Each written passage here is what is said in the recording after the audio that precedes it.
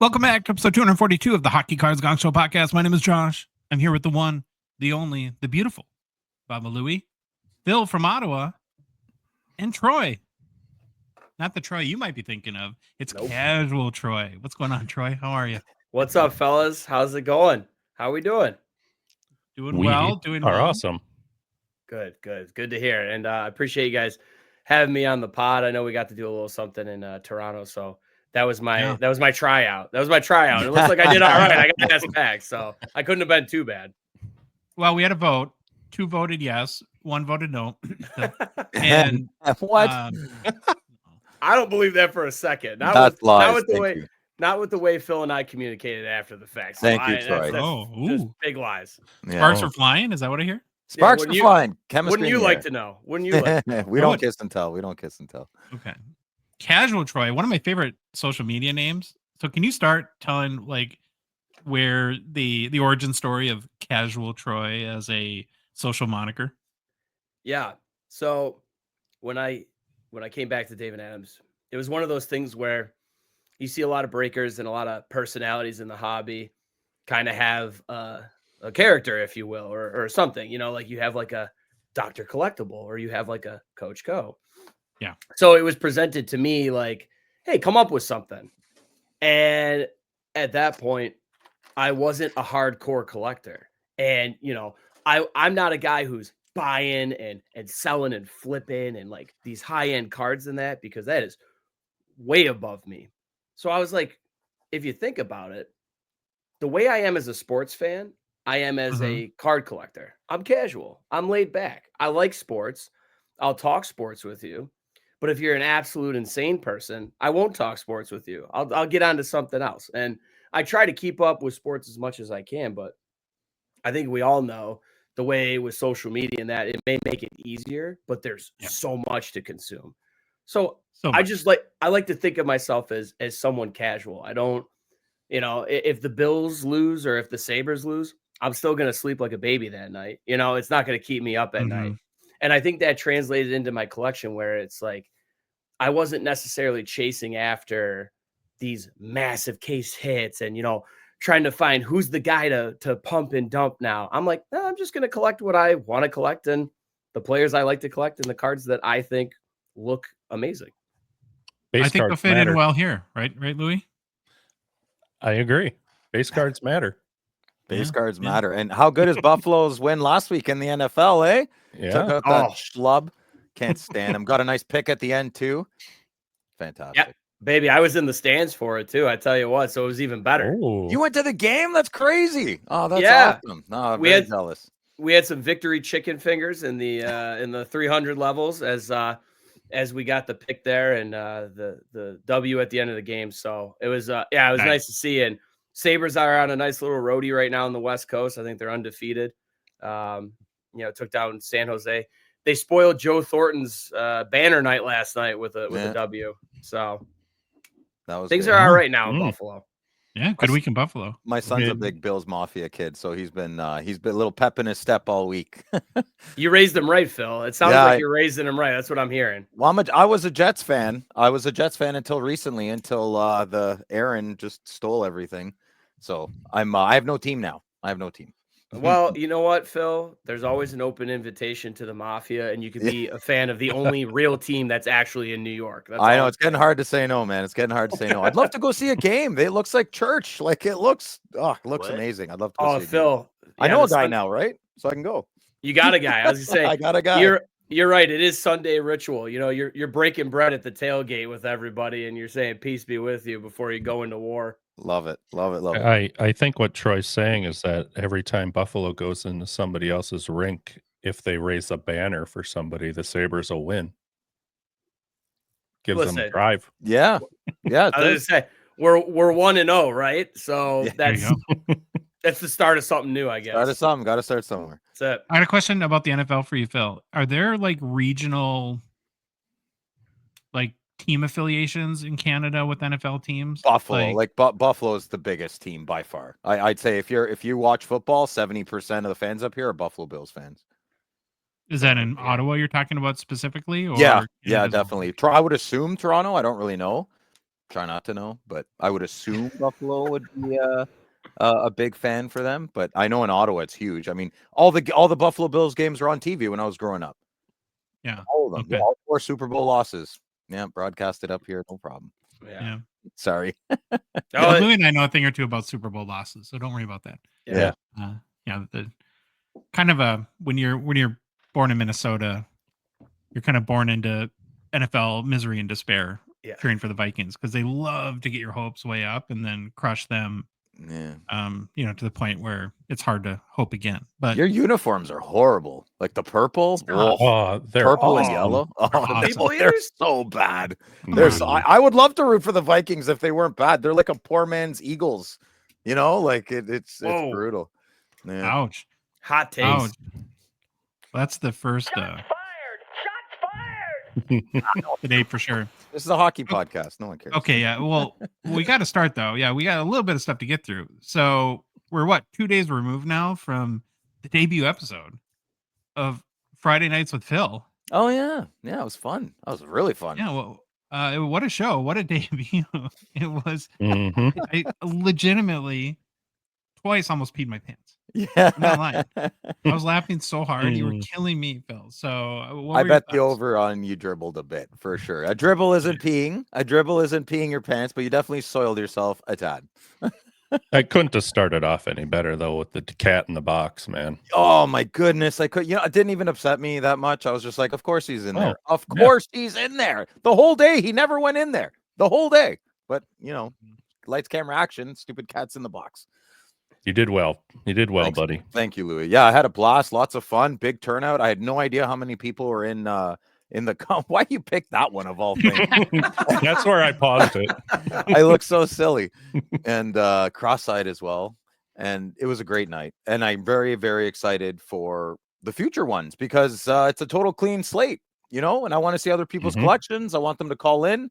I've laid out the foundation. You got to bring a good hot take or you're off. Like Jim Rome, right? Jim Rome, when I used to listen to him being a kid, he'd give you like 30 seconds for free, but after that, you have to earn it. So I'm trying to think of little ideas like that.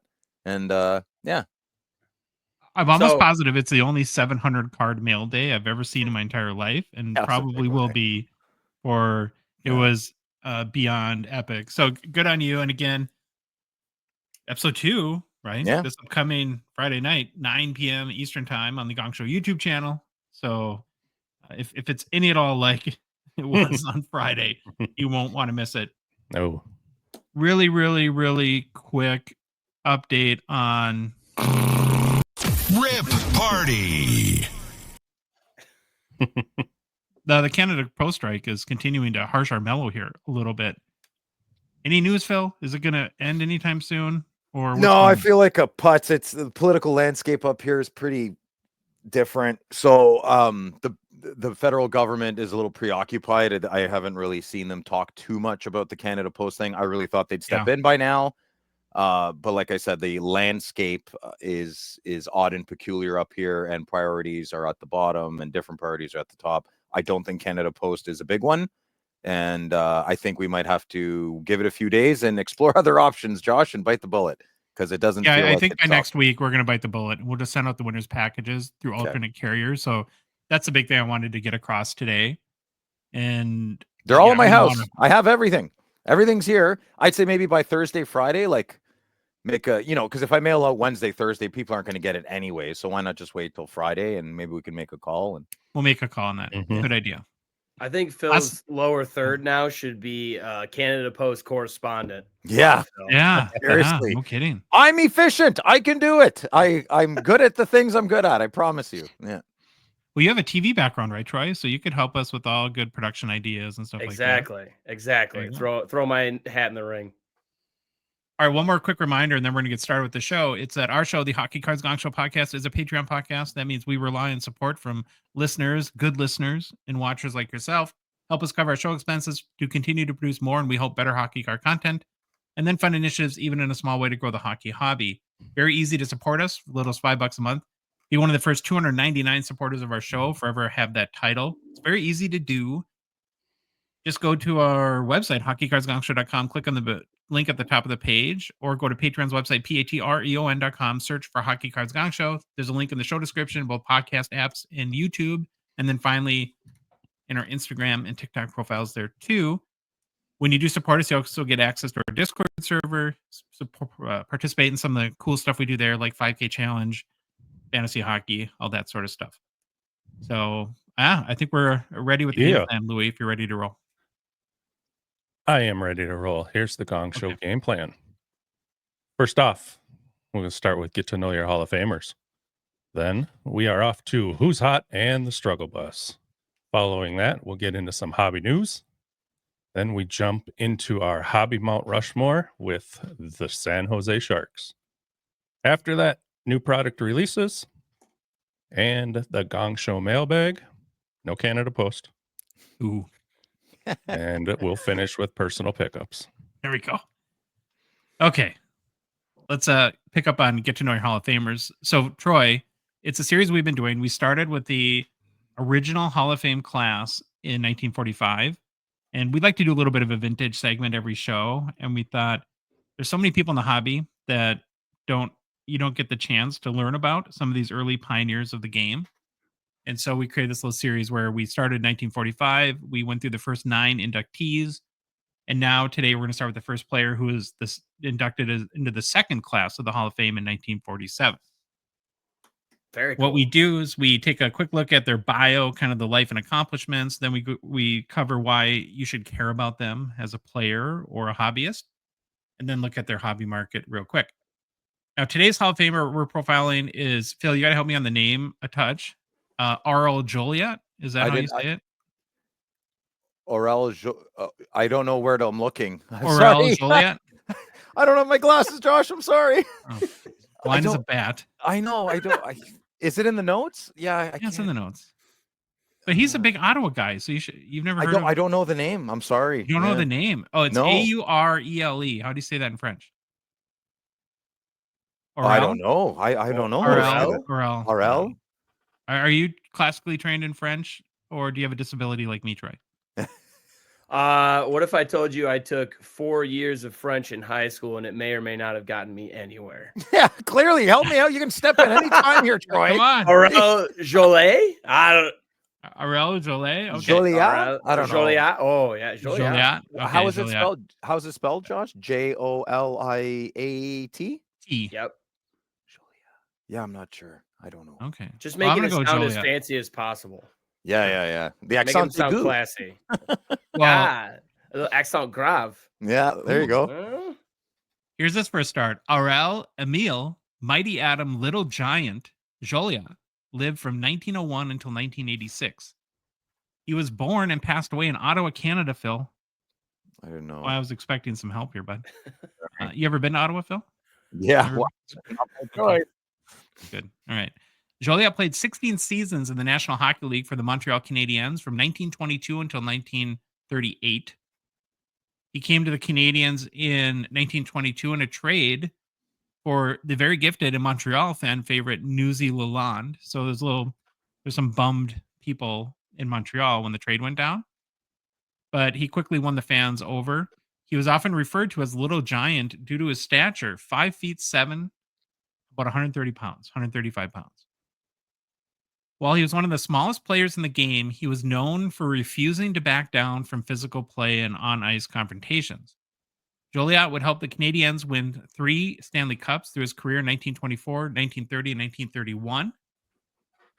At the time of his retirement in 1938, he played in 655 NHL games, scoring 270 goals, adding 190 assists for 460 points. He won the Hart Trophy in 1934. There we go, Louis. Thank you. He was named the inaugural first team All-Star for the NHL at left wing. So the very first time they did it, he was the left wing. And Joliat scored the first documented empty net goal in NHL history. Cool. The goal with 12 seconds to play sealed the Canadiens' January 21st, 1932 home win against your Maple Leafs, Phil. Oh, yeah. Scored the first empty net goal in NHL history against your Maple Leafs. Yeah, I heard you. Keep going. Okay. Ridiculous. And then finally, after like 10 of these profiles, we finally have a Hall of Famer that lived until old age. The first like Hall of Fame class, Troy, they all died like in their 20s and 30s. It was very Of tuberculosis. Naturally. Well, when I read that he lived until 86, I don't know if anybody Wow. could see it, but I was like, oh, he actually lived a long life. Good. Shocked. Yeah, Shocked. Finally. Good for him. He tripled everybody else. Yeah. I know. Aurèle Joliat died at the age of 84 after, of course, a life well lived, and he continued to skate in the Ottawa area well into his 80s. So that's kind of cool. I have no idea who this man is. I've never heard of him. That's crazy. Well, here's why you should care about him, Phil. Okay. Despite standing only 5'7" and weighing 135 pounds, Joliat was an offensive force. His agility, speed, and stick handling ability allowed him to outmaneuver larger opponents, paving the way for smaller players in hockey. As a francophone player during the era when hockey was becoming a unifying force in Quebec, Joliat played a role in solidifying the Canadiens' identity as a symbol of pride for the province. Joliat formed one of the NHL's first great offensive duos with Howie Morenz, the Stratford Streak. Together, they terrorized opposing defenses, blending speed, skill, and creativity. And in fact, if you go back, and I think Louis is going to right now, the main image we've used for this entire segment is of Aurèle Joliat sitting and staring at the empty locker when his good friend Howie Morenz died. And when I read is that it actually was a big catalyst for Joliat retiring from hockey. He was so crestfallen that Morenz passed, and Morenz passed away from probably like he was, I think, a blood clot after breaking his leg and having to be hospitalized during the Canadian season. Joliat was ranked 65th on the Hockey News list of 100 greatest players or NHL players of all time. Wow. I'm embarrassed I don't know this guy. Yeah. Now, looking at his hobby market, thankfully, as we're moving along and deeper into the classes of the Hall of Fame, there are cards for Aurèle Joliat, and there's a bunch of pre-war cards that you can collect to this day. His rookie is a 1923 Patterson V145. The SGC 8 pictured is the all-time high sale for any of Joliat card. It went for $8,300 US in May of 2018. So a little bit ago, could probably go for a little bit more today at this point. There's a couple of second-year options I found too. There's a 1924 Champs Hockey PSA 7.5. There's a number of pictures I found where he's wearing that little cap. I think he would actually wear it playing hockey some too. I don't know. I want a cap like that. What do they call us, Phil? Little beanies? I don't know. Oh yeah, maybe. You know, Troy? Is it a toque? No, that's not a toque. That's a baseball hat. A toque is a winter hat. I know. I'm kidding. I know. Okay, good. You. Sorry, I was I'm a little testing you, touchy. Phil. Yeah, Sorry, I'm a little Phil, I was testing touchy you. there. Yeah. Barely Canadian Phil, as we like to call him. Yeah. Then a good listener sent me this picture of a 1924 V130 Maple Crispet Joliat PSA 4. This card sold for as high as $1,140 US in December 2023. And finally, if you're looking for maybe a later career Joliat card, I'm a big fan of the 1933 O-Pee-Chee set. This Series B PSA 7 sold for as much as $1,913 in November of 2016. So again, these guys, their cards are super rare, and the big cards rarely ever come up for sale. There's a bunch of other 1930s Joliat cards you can find too if you're interested. So there you go. That's your Hockey Hall of Famer, Aurèle Joliat. Anything stick out to you guys? He's a lot smaller. Like, I'm 5'9" and 180, and I'm the smallest I've ever been in my life, and I feel pretty tiny. 5'7" and 135, and you're going Tiny. up. That's a little person. That's not I would never think that's a professional athlete. That's a honey badger in the end zone, or the opposing team's zone. That's because you said he was a force to be reckoned with, right? Yeah, they said that he wouldn't back down from confrontations. Or how would that like work exactly? I love the don't know. nickname to Mighty Adam, Little Giant. Yeah, so brother had a little bit of a Napoleon complex before it may have been a thing, huh? Yeah, small but mighty. Small but mighty. Yeah, small but mighty.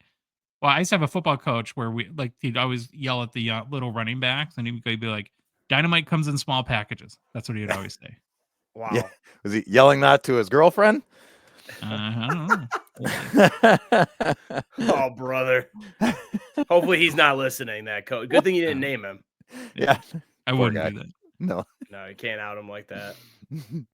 All right, we're going to move on. It's time for week 6 of Who's Hot in the Struggle Bus. It's where we take a look at players currently leading the way in the NHL, setting the pace for the league. And then we throw a few guys on the struggle bus who maybe need a little quick kick in the pants, call it, some motivation, get back on track. So, Troy, have you spent any part of your life on the struggle bus ever? Can you relate to anyone on the... Oh, 100%. I've actually I've driven the bus before. I've actually been the driver multiple times. So Amazing. all aboard. That's weird. None of us have ever struggled, so it must be... Yeah. Must be Oh, a you guys are stumble thing. flawless. Yeah, flawless. We're You guys. flawless. Just kidding. Just kidding. All right, we always start with Who's Hot, and I'm going to go first with my pick. Making his season debut on the Gongshow Who's Hot list is Connor McDavid. Ever heard of him, Troy? McDavid? Heard of him? Kid sounds familiar. He might be something one of these days. Connie McDavid. Yeah, he's okay. Yeah, In the past McJesus. week- I don't know. Yeah. He's played 4 games, scored only 4 goals, and added 3 assists for 7 points. That brings his season total up to 11 goals, 28 points in 19 games played. And at this point, you'd barely remember that back at the start of the season, he had an ankle injury and kind of hampered his start a little bit of a slower start for McDavid. But of course, now he's back to doing McDavid things. Also, in the past week, McDavid became the 4th fastest player in NHL history to reach 1,000 points. And I got to take this opportunity to do a little sidebar. It's something I think I heard on Spit and Chicklets maybe, but I went a little bit deeper than they did. So, and it has to do with McDavid being that 4th fastest player to reach 1,000 points, which he did in 659 career games. So Wayne Gretzky, which I don't think is a great surprise, is the fastest player to reach 1,000 career points, doing it in just 424 games, which is impressive in of itself. In the record books, that's a key statement. Mario Lemieux is listed as the 2nd fastest, as it took him 516 games. But technically, or I guess maybe depending on how you want to look at it, it might not be true that Lemieux is the 2nd fastest player, because it only took Wayne Gretzky 857 games to reach 2,000 career points, which was achieved on October 26, 1990. Crazy. That means if it took Gretzky 424 games to reach his first 1,000 points, it only took him 433 games to reach his second 1,000 points. Yeah. So you can make an argument that Wayne Gretzky is the fastest player to reach is also the 2nd fastest player to reach 1,000 points as well. It's insane. That breaks my brain. Breaks my brain. Right. And I don't know which side of the argument you guys fall on, but obviously, it's funny to see who Gretzky was playing against too. And that's just, he broke his own record. So he's just, Wow. he's Nutty stuff. Getting back to McDavid, he's a 2015 Young Guns PSA 10 pop, 3,406 with a 45% gem rate. Last sold for $2,289 US on November 23rd. It is up about 8% in the past 2 weeks, but down 17% over the past 3 months. And at $22.89, it's trending close to its 52-week low, which is $2,075. So if you're trying to time, you've always wanted a McDavid PSA 10, and you're trying to time, well, when would I do that? I kind of like that 52-week high and low as a good sort of measuring stick as to, it's more of a buyer's market right now, I would say. Okay, Troy, you got the next pick. Yeah. So excuse my naiveness if he's made the list already this season, but I think we'd be remiss not to mention what Kirill Kaprizov is doing out there on the ice right now. 34 points in 19 games played this season and a whopping plus 16 rating, including 7 points in his last 5 games. I mean, he is just unconscious right now. And if I did the math correctly, which full disclosure, I've never claimed to be good at math. He's almost averaging 2 points per game right now. And on top of that, if he's going to keep this pace that he's at and he stays healthy for the entire season, he's on track for a career high, about 147, 148 points, somewhere in that range. I'll take it. Yeah. Not too bad, right? Not too bad. No. The Wild too. I mean, they're a wagon this year. They've only lost 3 games in regulation, and they're sitting at second in the Central Division right now. And you got to think about just not Kirill himself, but the team he's surrounded by. You know, it's other young and up and comers in the hobby like Boldy, Rossi, and Faber, who, side note, I think deserves, more respect in the Bedard rookie class and the products than he may get. But if you look at that 2020 Young Guns class that has Kirill in it, it's pretty damn good, right? You've got Laffy, you've got J-Rob, Phil's boy, Stutzel, Otter, and then even a couple other guys that you're looking at here that have had good starts to the 24-25 season, like a McMichael with Washington, Gabe Velarde, who Jets now. But obviously, I think if you were to survey hockey fans, Kaprizov is probably most likely the standout that everybody in the hobby really wants to chase. I gotta tell you this, right? We had this guy named Russ Cohen on, who's like a draft expert, kind of one of these guys that's plugged in NHL circles, a writer. He's on NHL radio. Sure. He insisted to me and Louie and broke our hearts that Kaprizov wants out of Minnesota. Really? Yeah. That sucks. And he said Kachuk's going to St. Louis sooner than later. That one makes more sense to me. Okay, Troy's off. See you later. Bye, Troy. I'm just saying. Based on the family speaking. Yeah. Hey, whatever. Phil, yeah. I never uttered the words I agree with it. I'm just saying, I know. I didn't agree with it. I don't care anymore. I hate hockey. I hate hockey today, so. But the last little note, I had on him before we get into his Young Gun prices here is just I did a really quick eBay card ladder search and just skimming the top I saw there. He's outselling those other guys I just mentioned by quite a bit. It's not really that close. I think Stutzel actually might be the closest after what I saw. So J-Rob's fallen off a little bit in the last year. I've noticed that. And I think Dallas is starting to get crowded at the top too. With guys like Johnston and Stankoven as well. Yeah, well, what did you say like last week, Phil? Like Johnston's the Stars' third line center right now, which is crazy to think about. That's pretty wild. That's insane. Yeah, nothing screams we have a deep roster more than a guy like that sitting at your third line center. Yeah, big boy. Yeah. So Kaprizov is 2020 Young Guns, of course, and his PSA 10 has a pop count of 5,523, and it's at about a 66% gem rate right now. Last sold for $178 US on November 23rd. Now, seems very low, but at the same time, that is up 9% in the past 2 weeks and actually up 19% in the past 3 months. Really high pop, though. Yeah. If you look at the highest pop hockey cards in existence, it's the Bedard Young Guns PSA 10 is number 1, and then Jack Hughes is number 2, and Kaprizov is number 3. Because Kaprizov landed at his rookie card at that perfect pandemic time. Yeah. Where everybody was grading everything and went kind of completely nuts for that.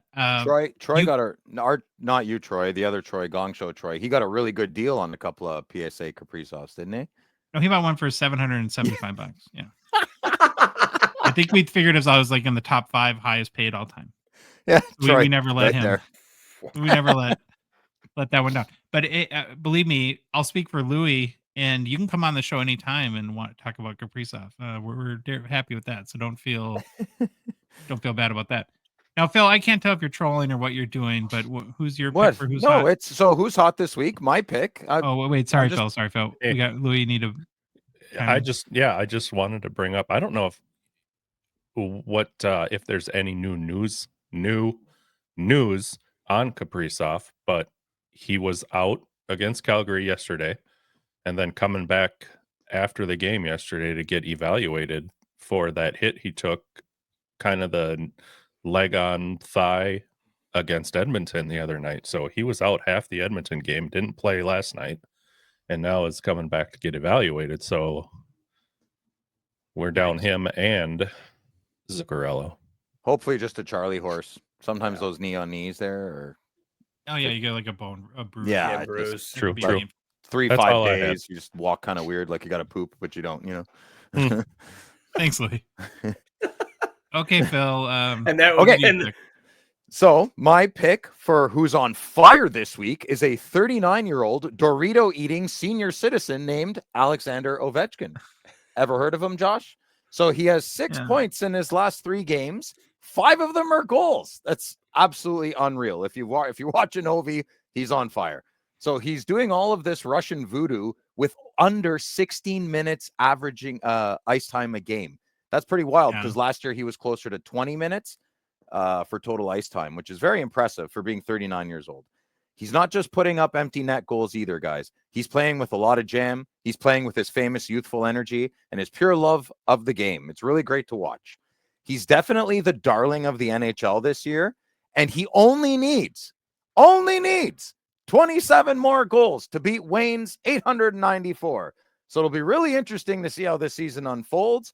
But unfortunately, yeah, there's a little bit of a pause in this hunt for the record. But hey, apparently it's inevitable. So we'll just have to wait a little bit longer, and we'll see how it goes. But he's my big pick for Hot of the Week. There hasn't been. Wait. What's up? So Troy, can you do me a favor and ask Phil if he thinks Ovi is going to break Gretzky's goals record? Yeah, sure. Hey, Phil, do you think that Ovi is going to break Gretzky's goal record? I personally do not think Ovi is going to break Wayne's record. I want him to. I just think far too many things have to go very, very right for a 39-year-old man to score 27 more goals. So The floor is in yours, his career? Yeah. I personally don't think. Yeah. Phil, if he could get out there on one leg right now, I think he would do it. So I personally, just don't think he's gonna stop until it happens. So I'm gonna disagree with you because he only has one leg right now and he's not on the ice. So what you just said is wrong. Second of all, I agree. Like, it's not a hill I'm willing to die on. I just find people's absolutism incredible. So anyways, let's stay on focus. Let's stay on topic. Wait, just one more thing is that the amount of hate mail we get every time this comes up. And can you please, people and good listener, can you stop addressing it to me and Louis, and in this case, Troy too? Can you just, it's fine if you want to send your hate mail. Just, it's Phil.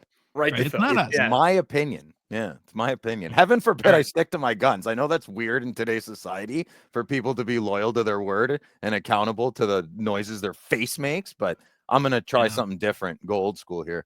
Okay, so there hasn't been a sale of Ovi's Young Guns PSA 10 since our last show. So it's still sitting at about $5K USD American dollars for recent comps. What happens to his market while he's out? You'd think it would dip maybe a little bit. I'm not sure. It might not. I think the big prices for Ovi are come and gone, to be honest. So yeah. All right. Quick thing before we start the struggle bus, I just wanted to say, I don't know if that hate mail is going to reach Phil because of the Canadian Post struggles. So there you go. I'm just saying they might have to wait a while. That's all. They'll send the stork. Send the stork. Yeah, right. Well, is that YouTube comments on strike too? Because that would be helpful. They're going to get nastier and nastier. What's wrong with this guy's head? Is there something wrong with his brain? I'm like, just wait for them. It's going to be crazy. I got a nutty stat for you with Ovechkin here. I don't know if it was up to where he got hurt, but I want to say out of all of those 15 goals, Dylan Strome has every assist to him. Wow. That's a big stat, Bubba Louie. Okay. Yeah. It's nuts. Bubba Louie bringing the heat. Yeah, buddy. Huh. Nice. Thank you, Dylan Strome, for your service. That was another Baba Louie Hobby Hot Take. Kids on fire. What can we say? So that's for who's hot. We had Connor McDavid, Kirill Kaprizov, and Alexander Ovechkin.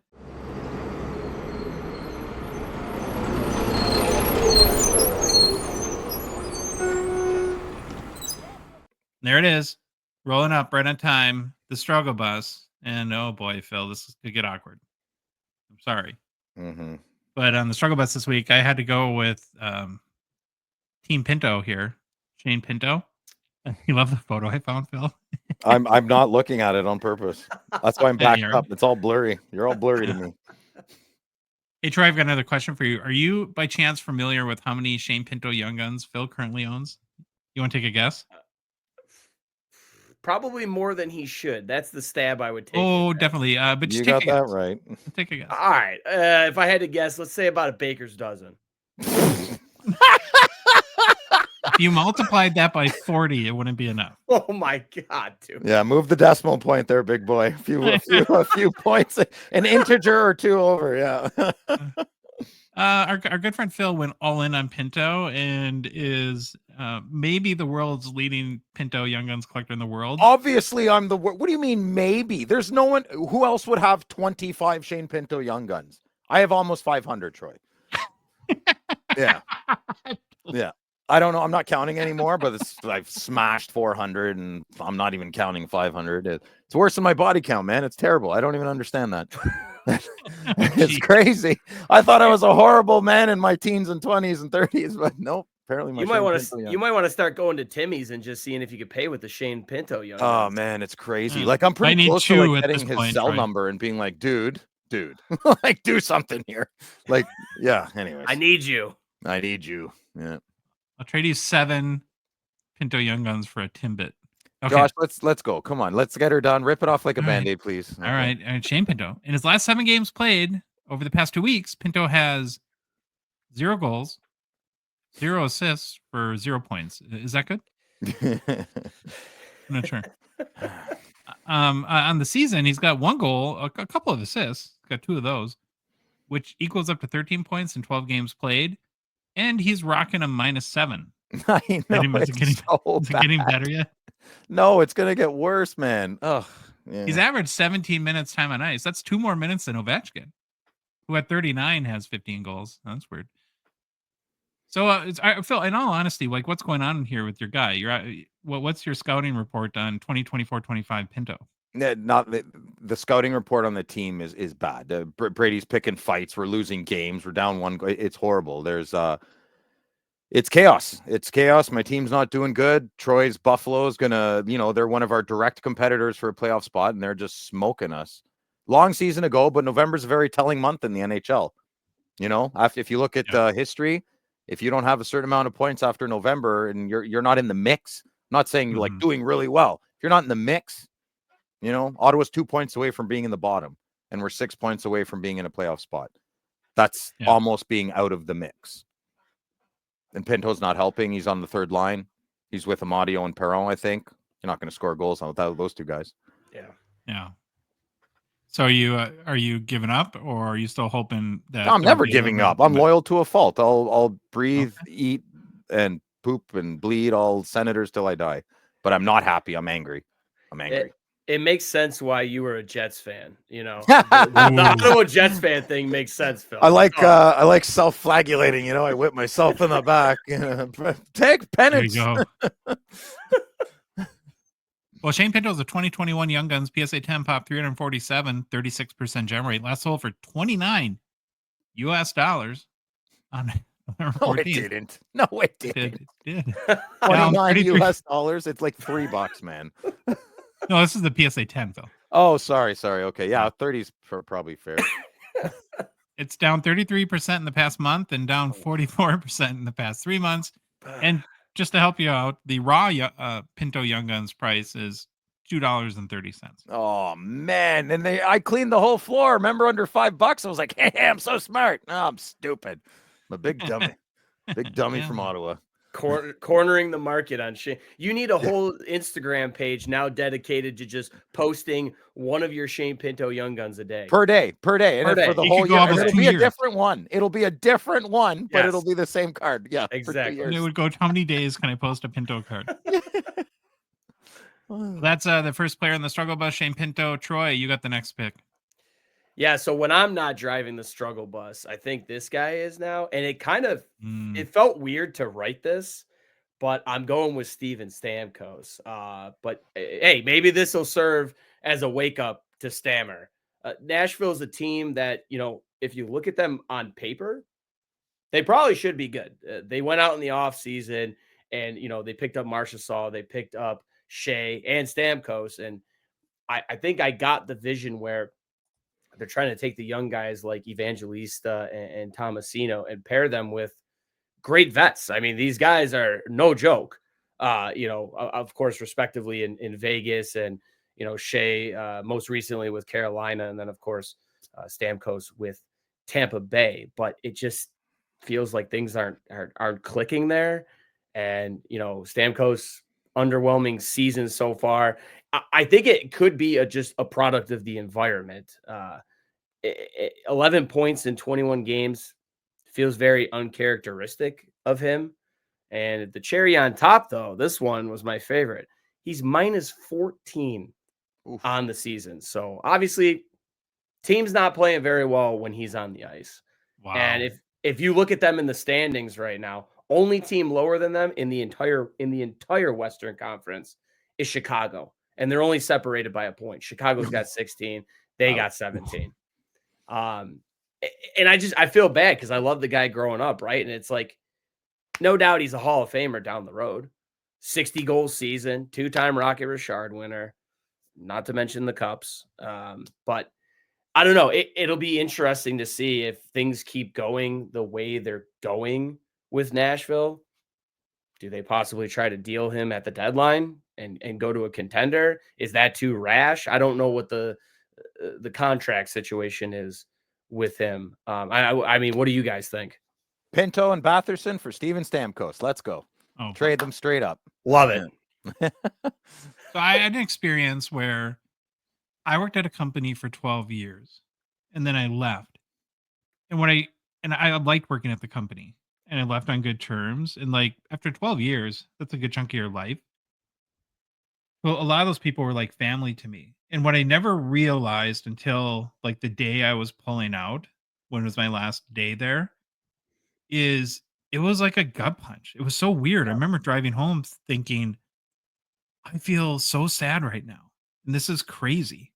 And it was almost like a loss in a way, because you knew that all these people that you've spent so much of your life with, you're not going to get to be with on a day-to-day basis.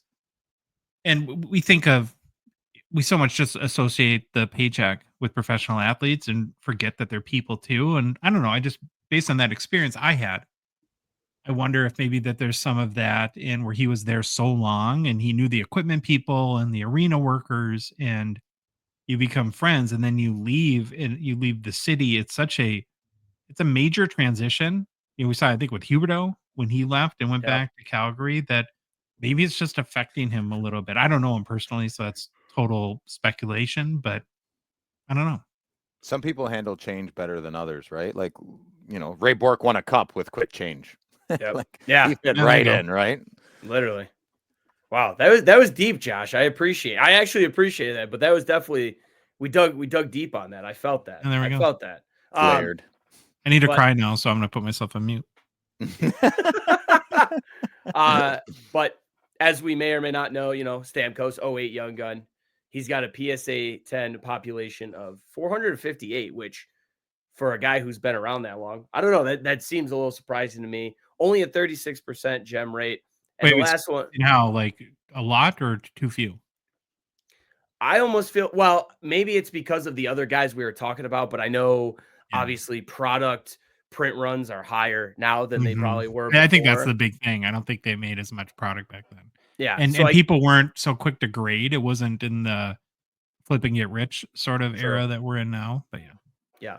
I mean, still though, last one sold for $385 US on November 22nd. So not bad. I was going to say still relatively strong, but down 22% in the past 3 months, and actually close to its 52-week low of 352.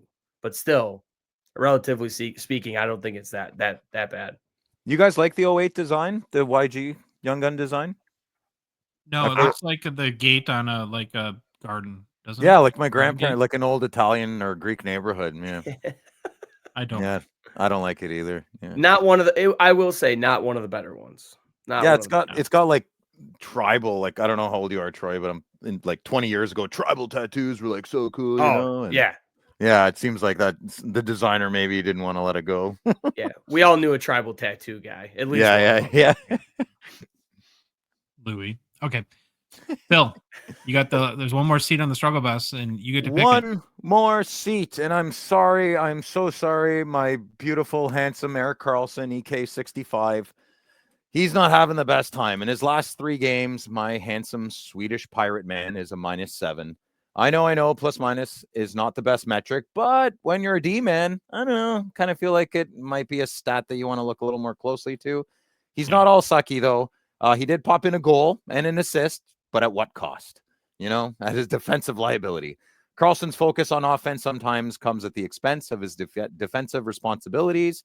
And unfortunately, I think a little bit that's been happening. He's been trying to pinch a little bit too much. I caught a Pittsburgh game last week, the tail end of it. And he was trying a little bit too hard. And NHL was that a thing in Ottawa, Phil? Like when he was on your team, was that a frustration?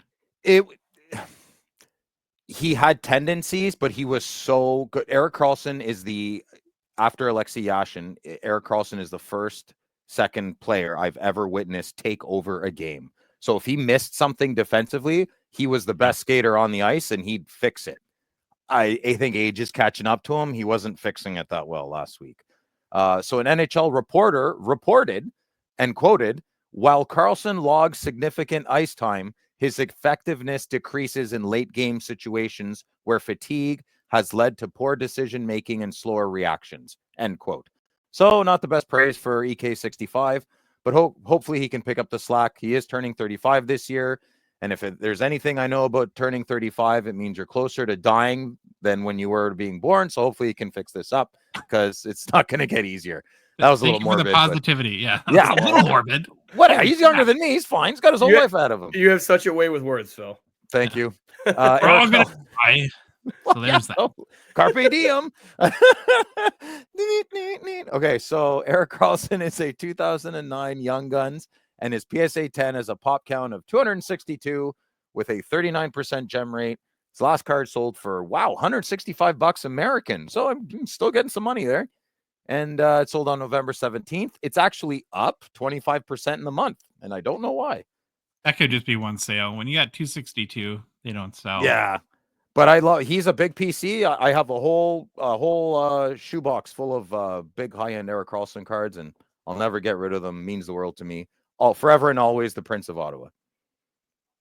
Okay, so that's it for week 6 of Who's Hot in the Struggle Bus. In the Struggle Bus, we had Phil's boy Shane Pinto, Steven Stamkos, who Troy picked, and then Erik Karlsson. Got to move on and make a quick mention for Gongshow partner and sponsor Slab Sharks. We are very thankful for their support. The current Slab Sharks weekly eBay auction is live, ends this upcoming Thursday night. Head to slabsharks.com right now to place your bids. Currently more than 2,100 cards to bid on this week. So again, another big Slab Sharks eBay auction. Each week, they just deliver with great cards. And remember, too, you can bid with confidence during the Canada Post strike, as Slab Sharks has found alternate shipping services to make sure that their cards ship, especially within Canada. Now, the three of us, hockey-loving bros, all went through the auction this week and picked out cards that hit us in the hobby feels that we want to highlight for you guys on today's show. So I'm going to start with my two favorites. The first one is a 2019 Upper Deck O-Pee-Chee Platinum Jack Hughes Seismic Gold rookie out of 50, PSA 10. I think, for my money anyways, the 2019 O-Pee-Chee Platinum design might be my favorite. What? It's a very, very beautiful design. Real more than 15, 16 Crosby one? No, you wouldn't say that, Josh. The retros from 16 are nice, but okay. I think like from a base design, which this would be, I really like the 2019 design. Are you a fan of this design, Troy, or no? Yeah, I mean, this one, I guess if we're going to compare it to more recent years, yeah, I would say I definitely like this one better than what I've seen. This year's wasn't, I didn't hate it this year. I wasn't a huge fan of 22, 23, but yeah, this one, I think it's nice that you leave a little more room for the picture of the actual skater. And it's not as much border. So can I translate Troy's answer quickly? Sure. He's just being nice. He doesn't like this card. No, he doesn't like this card, Josh. No, I never said that. she's really nice, babe. You know, do you think she's good looking? I think she's really nice. You know, I mean, she's not good looking. It's to me, it's the answer of I've seen worse. I've seen worse. I think that's how I would say that answer. Phil never likes anything I like, so don't worry. It's not going to hurt my feelings. One of the things I appreciate, though, about this year's design with Seismic Goals, because I had the Nick Suzuki for a while, Seismic Gold, is the gold really pops on. Yeah. And that was, you mentioned 2022-23, which I think was the worst year of design for O-Pee-Chee Platinum. It was like a dull, sort of like Flat. brown, almost more than gold Yeah. that year. And then the other thing I think this card is going for it is Jack Hughes, and he's pretty good, too. My second favorite card is a 2021 SP Authentic Cale Makar limited auto material, 3-color patch out of 25. I think the patch is kind of awesome and interesting on the card. It's game used, of course, which is a big plus for me. I love how clean the design is on these cards. Now, the auto is a tiny bit streaky, especially like on the bottom of the C, but that doesn't bother me. Does that Nice bother you auto. guys? No. Compared to the autos, the kids these days, look at Cale was raised right. Yeah. Okay. They taught him well from an early age how to write script there. Do you have a nice sign a lot of signature? documents. Troy, do you have a good signature, or do you scribble like the rest of the kids? No, here's my thing is I was still in the age where you had to learn cursive when you went to grade school and that, right? Yeah. So I like to think I still have a pretty good script, but I don't know. I feel like it may need a little work, because if I were to have to sign a stack of things, I'd probably be there a little bit. Would it deviate, or is it always similar? I think it's always similar for the most part. I might get a little lazy. Yeah. I think I might get a little lazy on my last name because it's, a little longer, LaCastro. So that takes a little more. All right, Troy, what are your two favorite cards? Okay, I'm starting off with the 2006 UD the Cup Brodeur and Zach Parise dual NHL Shield 101. Yeah. I mean, if I'm being straight up, I'm just a sucker for a good Shield card. But also, too, not even that. Something about these older NHL crests. They're just, like, I love them. Like, I'm a huge fan of the NHL going down. Yes. That's my favorite. Yeah, seriously, same. I think it looks good. And especially, too, like, not these ones, but when you can get the old orange crest, that Phil has right behind. Exactly. When you can find some Shield cards like that, it's unbelievable. And, I mean, Zach Parise, just not necessarily someone you hear in the hobby on a day-to-day basis. So just kind of cool. And the design there just screams 2000s. And obviously, you know what I mean? It looks very, and then of course, second year the cup was produced. Of course, the first year was the 05-06 stuff. This is 06-07. And you can never go wrong with that, in my opinion. But the Brodeur, I mean, this is a big card. Not right. A lot of game used Brodeur Shield cards. So no, exactly. Not in the least bit. This is second year. This is what year is this? So 06-07. Right? 06-07. Yeah, 06 the cup. So second year, I believe. Because they didn't have they started in 05-06, right? With Crosby and Ovechkin. Okay. Yep. So I thought. I just want to make sure my research was correct there. Second one here. 2021 Upper Deck Tim Hortons Sidney Crosby superstar signatures to 87, graded a PSA 8. I'm going to be honest with you guys. Probably half the reason I picked this one is because I can't believe that someone actually got an auto out of those Tim Hortons packs. Like you've heard that you can get them. Have I ever seen one in person? Proof. Absolutely not. You know what I mean? So this is just actual proof that these things exist. So I thought it was just it's a gorgeous looking card too. I mean, the gold pen, anytime, like obviously like Sign of the Times and SP Authentic, when you get the the gold pen version on the black background, it's just the way it pops. And then obviously it being out of 87, it being out of the jersey number, I just thought that was a really cool touch to it. So I couldn't believe there's a Tim Hortons card in auto. It was unbelievable. That is a good point. And Phil, when did Team Canada start loading up their jerseys with ads like they were a Swedish hockey league team or something like that? Holy cow. I don't know. I think I don't know. It's not that long ago. I'm not sure. I don't have a good answer. But I love the forehead ad. I mean, that's pretty awesome. Zeppler? Yeah. All right, Hey, man. Phil, it's your turn to pick two favorites, but you never follow directions, and that's No. why we love you. No, I color outside the lines. I love it. Yep. So we'll do hockey first since we're a hockey podcast. But to follow suit with Troy's kind of nice, really pick, red card, gold auto, I got a 2014 Upper Deck Team Canada Master Collection Wayne Gretzky signature auto. The card is out of 25. This one in particular is 19. Who cares? It's a beautiful card. It's horizontal. It's red and gold. The auto is in gold. It's just everything about this card is just beautiful. So this is from a 2015 Team Canada Master Collection. So you can get lots and lots of players. The base set is out of 50. There's 50 players, and every base card is out of 499. It's got a very nice kind of cup feel to it. Not cup thickness, but you can have Silver Spectrum parallels, Luminaire autos, which are gorgeous. Program of Excellence cards are even in this. Lots and lots of goodies. I don't want to keep going. Maybe a deep dive is needed. Who knows? Sure. It's kind of a set I always forget about. And then when I see a card, I just remember, and it's incredible. I don't have a price for this card right now. I think it was pretty cheap. Last time I saw it, it was around 30, 40 bucks. So obviously it's going to go for a lot more than that. You're not going to question. Yeah.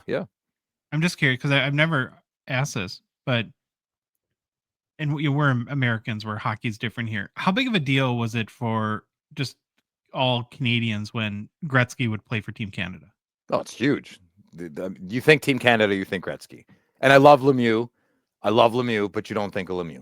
You think of Gretzky. Okay. My childhood, anyways, like Team Canada. I had the attention of the nation. Attention of the nation, 100%. Yeah, oh, wow. I think Crosby kind of took the torch after that with his golden goal.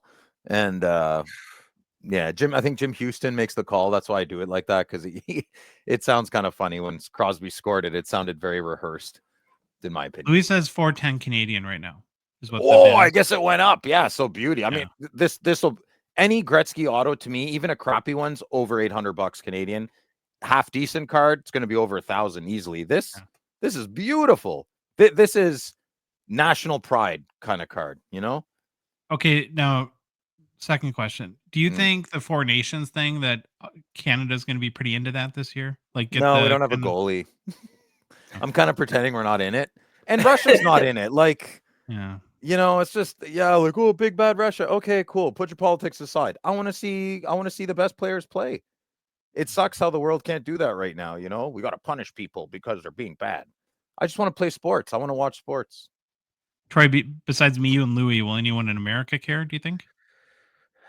It's hard to say. I mean, if you are in the hockey hotspots, like I would argue you and I are, probably.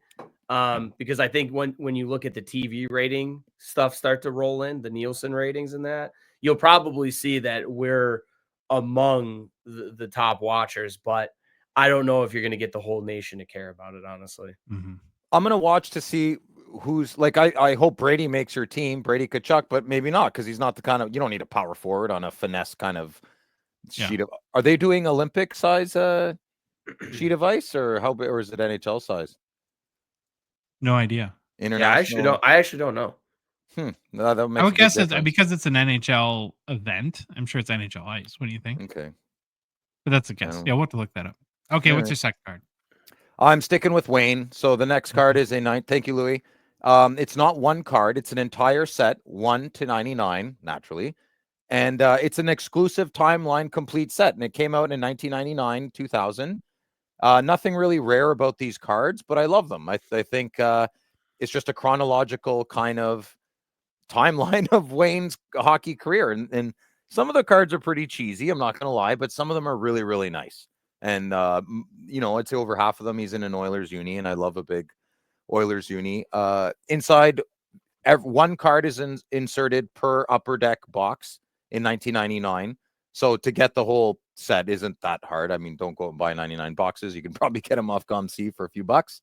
Gold and platinum parallels kind of break the bank a little bit, but I'm not really interested in those. They're inserted randomly on top of your one card per box. And gold parallels were also apparent, and they were out of 99 for each of the 99 base cards. Just a different set I'd like to get my hands on. And then my third card is a bit of a selfish. Yeah, so Okay, here we go. So I'm a big Fantasia guy, and what you're looking at is a 2020. I thought it was a 23 Lorcana Mickey Mouse Playful Sorcerer. So I'll just want to just let me go here. So the Sorcerer's Apprentice means a lot to me. It's a big part of my childhood, and this card is a must buy. I am going for this card, not this card, but a raw one, because I didn't know they existed. So if you're a psychopath and you don't know what this is, I'll explain it really quick. The Sorcerer's Apprentice is the third and most famous segment in Disney's 1940 animated movie, Fantasia. I'm almost done. Bear with me. At first, the scene starts with the sorcerer Yen Sid, who is working on his magic while his apprentice Mickey does the chores. After some magic, Yen Sid puts his hat down and he yawns and he goes to his chambers because he's tired. But when he leaves out of the way, Mickey puts the hat on and he commands the brooms to, and then that's when the chaos happens. So the rest of the movie is all a dream that Mickey has with the hat on. Anyways, you got to watch it. It's amazing. It was created 86 years ago, and I watch it at least once a month. It's very entertaining. So I want this card. I love the hat. I actually have the hat in my office. It means a lot. That's its own podcast in its own.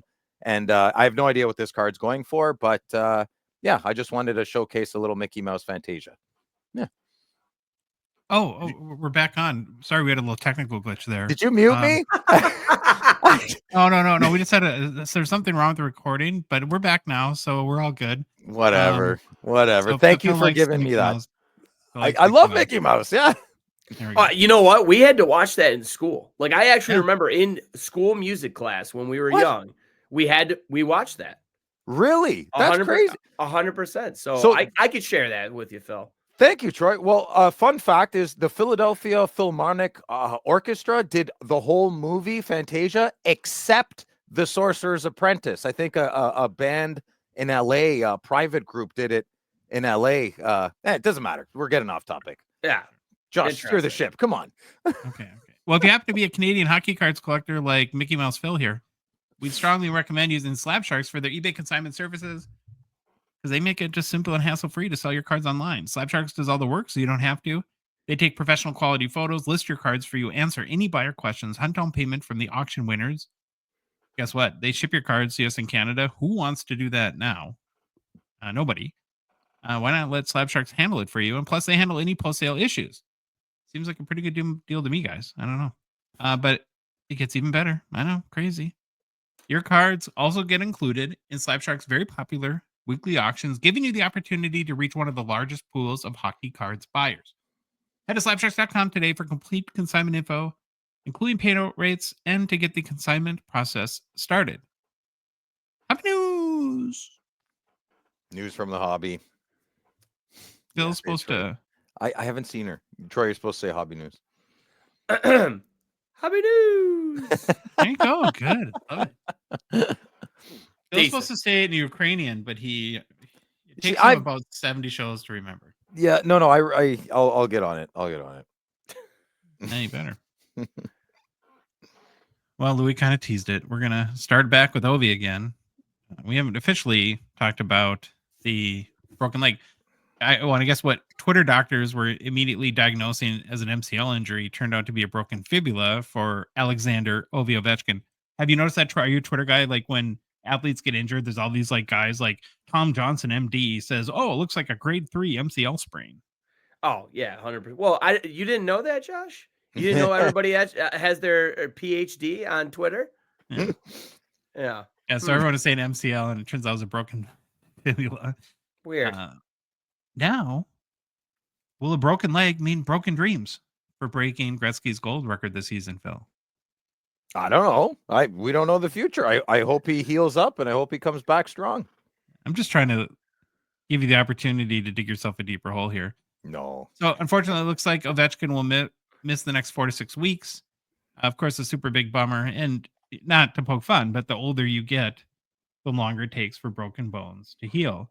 Like I remember when my kids each broke a bone at like 9 or 10 years old. They call them like green stem breaks because they don't break like snap. They just kind of like splinter a little bit and then they heal up in no time. But as you get older, that's not the case. Yeah. So hate to see it, of course. Phil doesn't think he's going to break Ovi's goals record, but that's only Phil. That's not Louis or Josh or Troy. Nobody else. There's nobody else on the planet that agrees Nope. with me. I hope it's closer to 4 weeks. So, and it would be fun to see him play well still. Yeah. In other news, his rookie mate, Sidney Crosby, last night, Saturday night, netted his 600th career goal, became the 21st player in NHL history to score 600 goals. Finished a one-timer from the right side of the net, set up by a pass from another guy Phil hates, Erik Karlsson, at 3:11 of the second period. Yeah. So he sets up Crosby's 600 career goal, and Phil puts him right in the struggle bus. So One assist in the 3 games. Come on, it's a big assist, but after the goal was announced, the crowd gave Crosby a standing ovation, and then the Penguins captain acknowledged the fans, right, raising his stick in the air. How sweet! Wait. Wiping away the tears. Cute. Yeah. Oh, that's good. He and Ovi are the only active NHL players now with 600 or more goals. Crosby joins Mario Lemieux as the only players to score 600 or more goals with the Penguins. Makes sense. While he's now 21st all-time in goals, his 1,617 career points is 10th place all-time. He's 25 points away if you're looking for your next Crosby milestone. 25 points away from passing Joe Sakic for 9th place on the all-time list. I don't know. What do you guys think about 600 goals? Is that super meaningful to you? Does it elevate Crosby even higher in the legacy category? What do you guys think? I mean, I'm also a baseball guy besides hockey, and I think about it in that where how little how many players, how little it is the group of players that have hit 600 home runs, you know? So I don't think it's any easy task by any means. So to me, for someone like him, it might mean different than some other player. You know, for Crosby, to me, it's only further solidifying his legacy. And of course, he's going to be a first ballot Hall of Famer. That there's no ifs, ands, or buts about that. So it's a pretty big deal when you look at the landscape of, he's just another guy. You know, you may not. It's funny because I feel like Crosby, you may not think of him as a goal scorer. I think you think of him as just a better all-around player and a playmaker. So when someone was watching that and saw, wait, he has how many goals? I think that was pretty impressive. I like a big part of why I'm loving this. Ovechkin chase for beating Gretzky, Crosby getting his 600th in 05-06 when they both came into the league. It like revitalized the NHL, right? And nobody knew who's going to be better. Crosby's better. Oh no, Ovechkin's better. And then Crosby's better, and back and forth and back, nonstop. And here we are almost 20 years later, and both of them are awesome, and they are incredible ambassadors for the game, very uniquely to their own right. And that's what I take away from his 600 goals. He did it. Ovi did it. And thank you to both of them for solidifying their moments in the NHL history, like Troy said, 100%. So Troy Louis chimes in and says that 9 MLB players have hit 600 home runs. So good job, Louis. And that's very well said, Phil. I thought that was really nice. Now, I do want to give you, Phil, the opportunity. So Ovi's 27 goals away from breaking Gretzky's goals record. You've been very adamant that will never happen. Crosby's 25 points away from passing Joe Sakic for 9th on the all-time points list. Do you want to double down and say that that'll never happen too? No, I've not. I think adamant should not have been used. People ask me a question, I answer it, and they get angry. They're like, whoa, what did you meant? Yes, right? I'm like, no, I think I said I don't think he'll do it. They're like, okay, sorry, man. I think you meant to say yes, he will. Like, holy, is there an echo in here? What the heck's going on? Okay, well, that was a good non-answer. Now, do you believe Crosby will pass Joe Sakic for 9th place in the all-time scoring list, or will his career end before that 25 points happens? I believe Crosby will most likely do that, yes. Okay, good to know. Crosby is a 2005-06 Young Guns PSA 10 pop 1,236 50% gem rate. Last sold for $2,702 US on November 21st. It's flat over the past couple weeks, and also flat over the past 3 months or so. So there we go. Okay, we're gonna move on to kind of our marquee topic, our main topic of discussion for today. Spent some time doing some research. Want to get your guys' opinions on the Connor Bedard, Bedsy, Bedardapalooza, whatever we want to call it, the card market. And I've just felt the reason why I wanted to do this is that, you know how like when the Millennium Falcon powers down out of light speed and it kind of goes like, that's the feeling I've had on the Bedard market. Do you guys share that, or are you still like full steam ahead on Connor Bedard? Phil, I don't know. You want to take this one first? I was never full steam ahead on them. I like waiting in the shadows in the bushes and waiting for the good deals. I got 2 Connor Bedards and I'm very happy with the prices I got. I maybe do agree. The vibe is a little like the dust is settling a bit, but people still want like, oh, you got a Bedard. Sure. It's still a great hit. I just think it is headed back to Earth and it's coming out of Mars's atmosphere a little bit, you know? Yeah. Yeah. And my thing is yes, he's obviously still the rookie to chase out of that particular class. But I'm a big proponent of trying to tell people, do not forget about what else is in that class. Fantilli hasn't really been impressive this year. Luke Hughes was hurt to start the year. He's getting back into the swing of things, but I think that left room for some other guys to emerge, like Nyes and Ferrier with the Kings as well. They're both playing well, even though I know Nyes just went on the IR. But clean hit. Right. Hey, no question of that. Just good. He's gonna be out for a little bit here. But to me, it makes sense.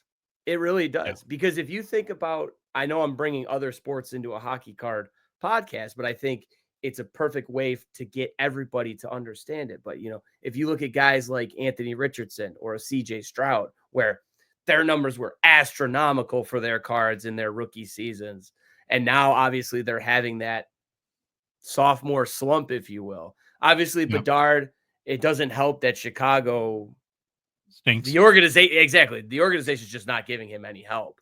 He'll be fine. Lucas Reichel, come on. He's good. Well, have you guys seen the quotes from Betsy? He's really frustrated. Which you can tell which is good. You'd hope he would be. Exactly. You want to hear that out of your star player. So to me, it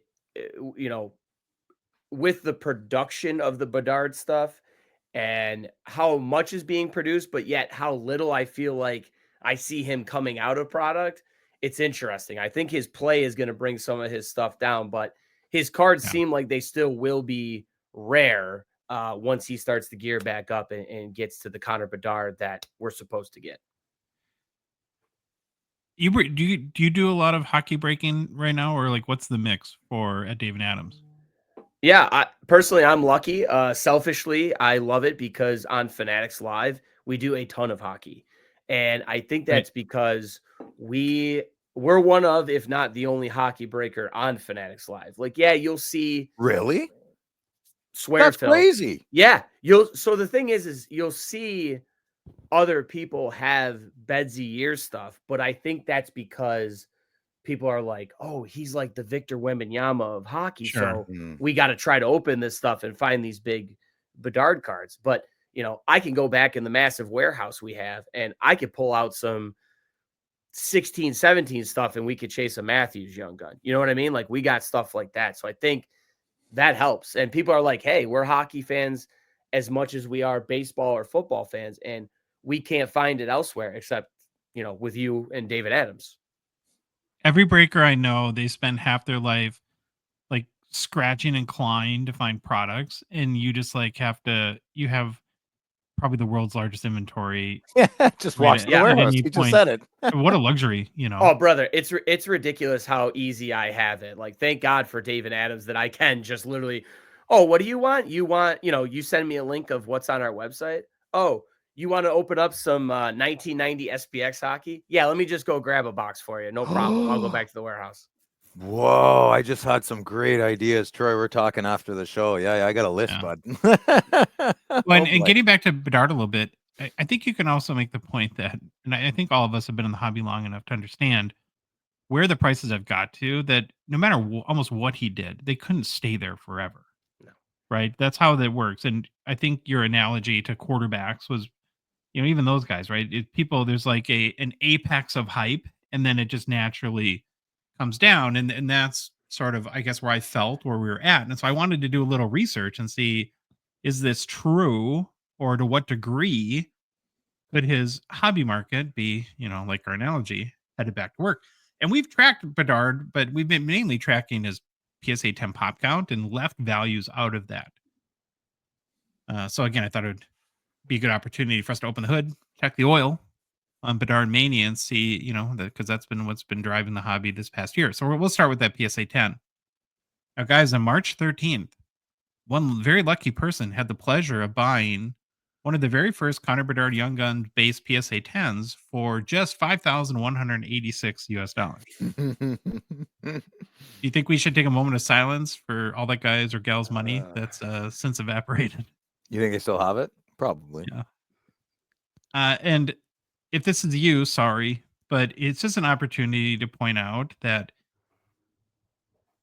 there's a part of everyone that when they see that first PSA 10 Young Guns and you want it, you have to tell yourself in a few short months, there's going to be literally 6,000 of these. And you don't buy it, because the eBay listing says pop 4. And so you're like, ooh, there's only 4. I should spend $5,000 on a base Young Guns. Not a good idea. So that was the high water mark. And now 6,170 PSA 10s later, the card is selling daily in the range of $600 to $700 US. On November 21st, for one of the first times, it dipped below 600 to 590. Again, a far cry from where it was a few months ago. So, yeah, I mean, and again, in my mind, there's two critical factors. It's his play, and I don't think he's gonna. I think he'll have a turnaround. He's too good of a player. The play will get better, and to some degree, the hype will return. But this card is such a high pop count, and it's only going to get higher. It will be the first Young Guns to hit 10,000. I'm confident. PSA 10s. I'm very confident at that at some point. And you have to look at it like market cap, right? Which is the amount of Young Guns that are in existence divided by the total or times the total value, right? And there's no way that it'll sustain super high prices because there's just so much supply. Like many sell every day. Well, blasters too. Walmart, and my Walmart with the blasters now, they're never not fully shelved, right? Like, so if someone buys one, they have so much inventory. Yeah. How many Young Guns are in that? Oh my goodness, there's thousands and thousands of them, right? Yeah. So I view this card as a collector's card, not an investee type card. It's just not a again. There's too much of a high pop count. Let's say, can we say, I want to ask something. Connor McDavid, 2015, 2016. So let's say there's 100,000 of those produced. How many in comparison? Like, let's guess. I know they'll never tell us print runs, but do you think it's 4 times that print run for Bedard? 3? How many more Series 2 boxes did they make per one for Connor McDavid? The only tiny point of context I could give you, Phil, is if you look at BGS 9.5 pop count compared to PSA 10, it is about 10,000 for McDavid. In likelihood, though, that's probably less than 10,000 cards because so many people crack BGS to try to convert to PSA. Oh, yeah. So, I would whatever you call it, let's call it 8,000. If I had to guess, it's only guess, it'd be probably at least double. I don't know. What do you think, Troy? That is tough to say. I guess I would attack this question with the approach of if there's anything I've seen from Upper Deck in terms of marketing in that, it's that, here's our guy. He's our exclusive athlete, and we are just going to drive him into the ground. He's all over everything. He's in everything. So I wouldn't be surprised if it's 2 to 3 times more. I really wouldn't, because I'll tell you right now, I haven't gotten a chance to open many 2015, 2016 Upper Deck Series 1 boxes. I've gotten to break a few just based on breaks we've done. And I can't find the damn guy. I've never pulled a McDavid,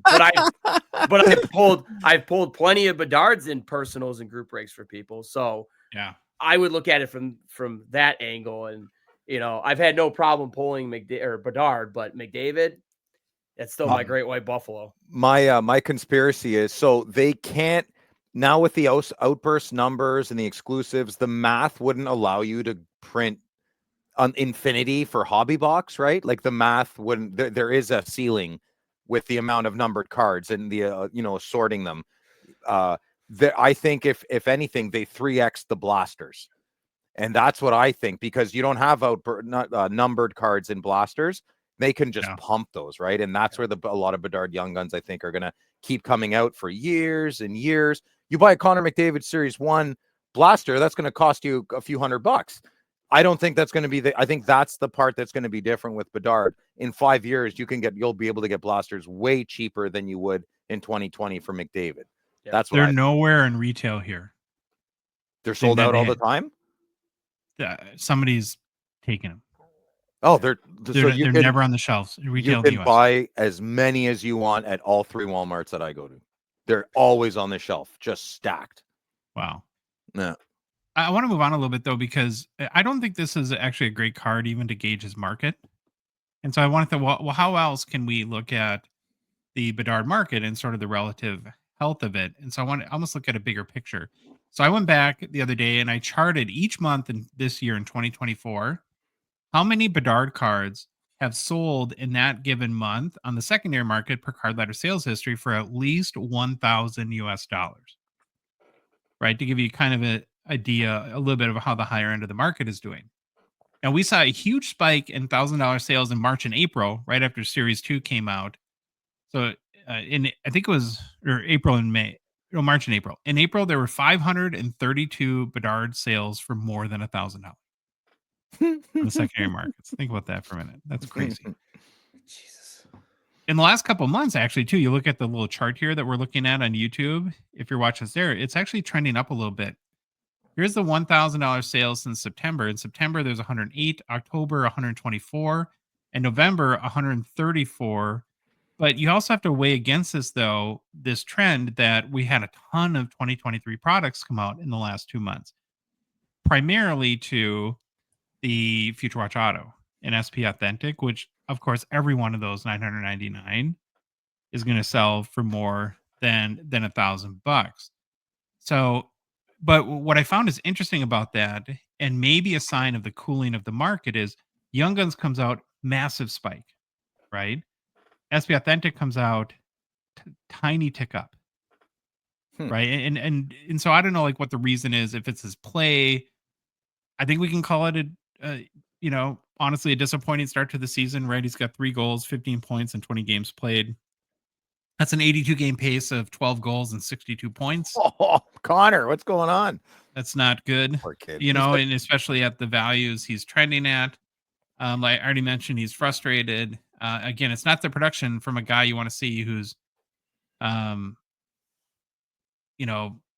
guy who has 20 sales of more than $10,000 for his rookie cards, as an example. Yeah. But again, I'm assuming he'll heat up some at some point this year. Another factor that I think is, and again, it goes back to just like with the Young Guns PSA 10 pop, it's the overall supply. There's already 1,350 unique on the market right now, 2023-24 Connor Bedard cards. Different rookie cards. Right. And it's like it's so to the point I think you were making, Troy. How do you, there's not enough demand, as much demand as there is for him to keep up with I guess the way you put it, like Bedard or Upper Deck going all in and just pumping everything out around this guy. And so in my mind, it's like, if anything's driving his market down, it's the play, which doesn't help, but that's situational. And I think, but we've had 10 products come out in 2.5 months. And I think 8 of those are 2023 products, or 7. Yeah, that's the swarming. Yeah. I love steak, but I don't want to eat steak every day for 30 days. Yeah. Yeah. I was thinking the same thing is it a point too where we're getting, we know how things have gone in the past couple of years. So is it the point too that we're getting 23, 24 stuff into, we're still getting 22, 23 stuff in the 24. Yeah, yeah, I know. It's crazy. So, is it that too, that we're getting rookie product way too deep in the second year type situation? Mm-hmm.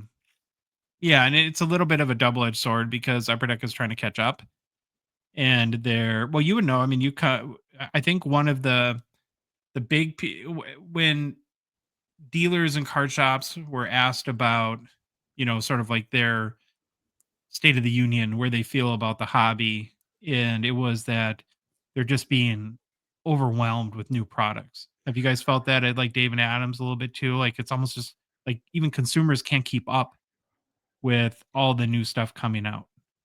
I think on the sales side of things, they're doing okay, and I would say that because we are very fortunate where it's not a mom and pop shop, right? Like Sure. we have an entire production management team or a product Yeah. management team, excuse me.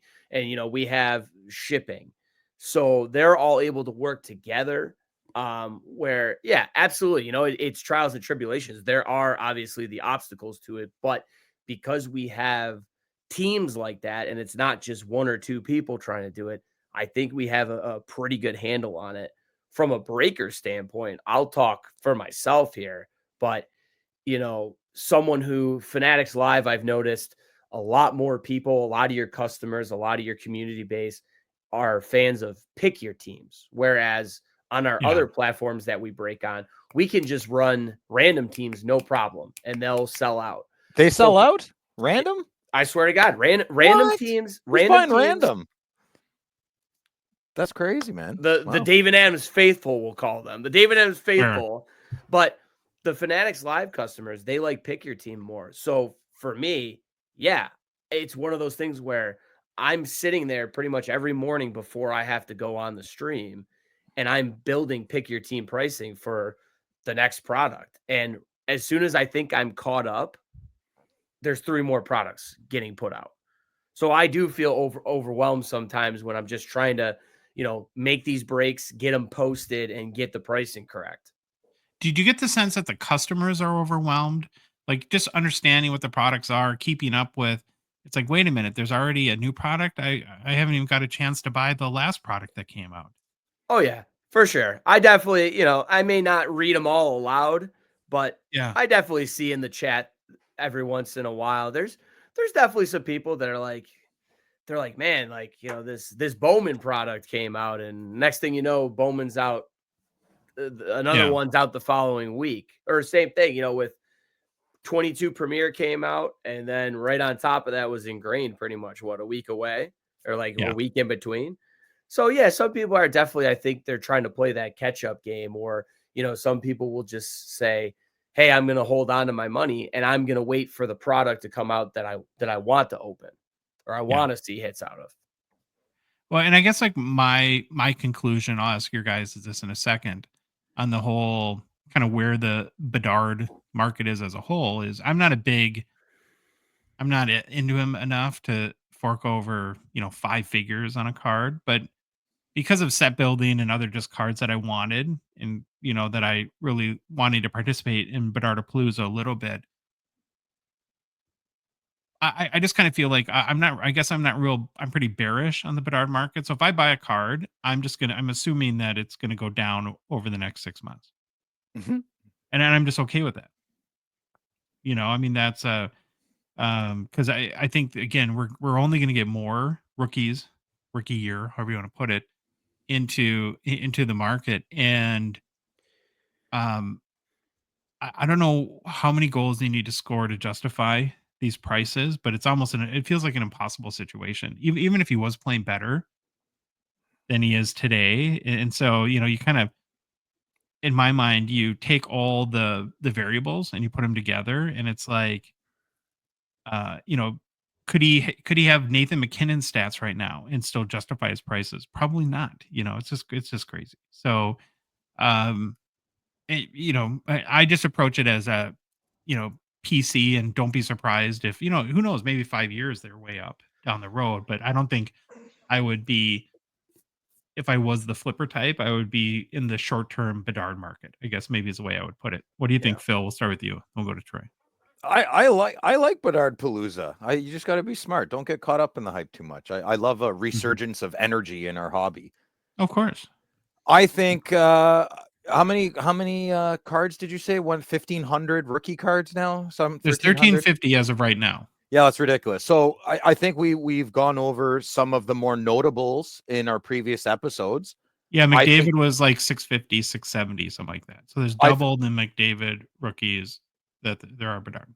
yeah, the notable like I think Young Gun Outbursts, anything numbered and predominant, like I think his future watches. I mean, if you want one, go get one. And yes, I agree with you. It'll probably go down in 6 months, maybe even a year, but you have one, and there's only 1,000 of them. Yeah, that's not only, but I think the big cards. I'm always a fan of pedigree, Young Guns pedigree, Fwops pedigree, in exquisite RPAs pedigree. Those cards, yes, will go down, but they're still going to be really hard to get. So Yes. Can I add something real quick? Because to me, that's like the key thing, I guess, to put it, about today's hobby and like what I call the drunk variety era is that to be successful, you have to learn and understand what are the significant cards. There's so yes, many quote unquote rare by serial number, but cards that are really insignificant and meaningless that you see people spending way too much money on that 5 years from now won't be significant in the hobby. bingo, And so like if you have like what? Black Diamond diamonds or the relics, or yeah, don't buy those. Don't buy those Bedards. Oh, look, it's out of 10. I got a Black Diamond patch for 1,800. Yeah, that card's going to be worth $200. Don't Or buy. wait or buy it with the right mindset. Because I think, where we normally are pretty firm on coming at the collector's mindset, I don't believe I don't want to misspeak, but and there's really no way to know this, but my intuition tells me that a good percentage, a healthy percentage of Bedard buyers are buying it as like an equity piece. Like I'm going to spend $2,000 now and have something worth $20,000 5 years from now. Oof, And I that might be the really hope case, that. but you have to know which cards to pick.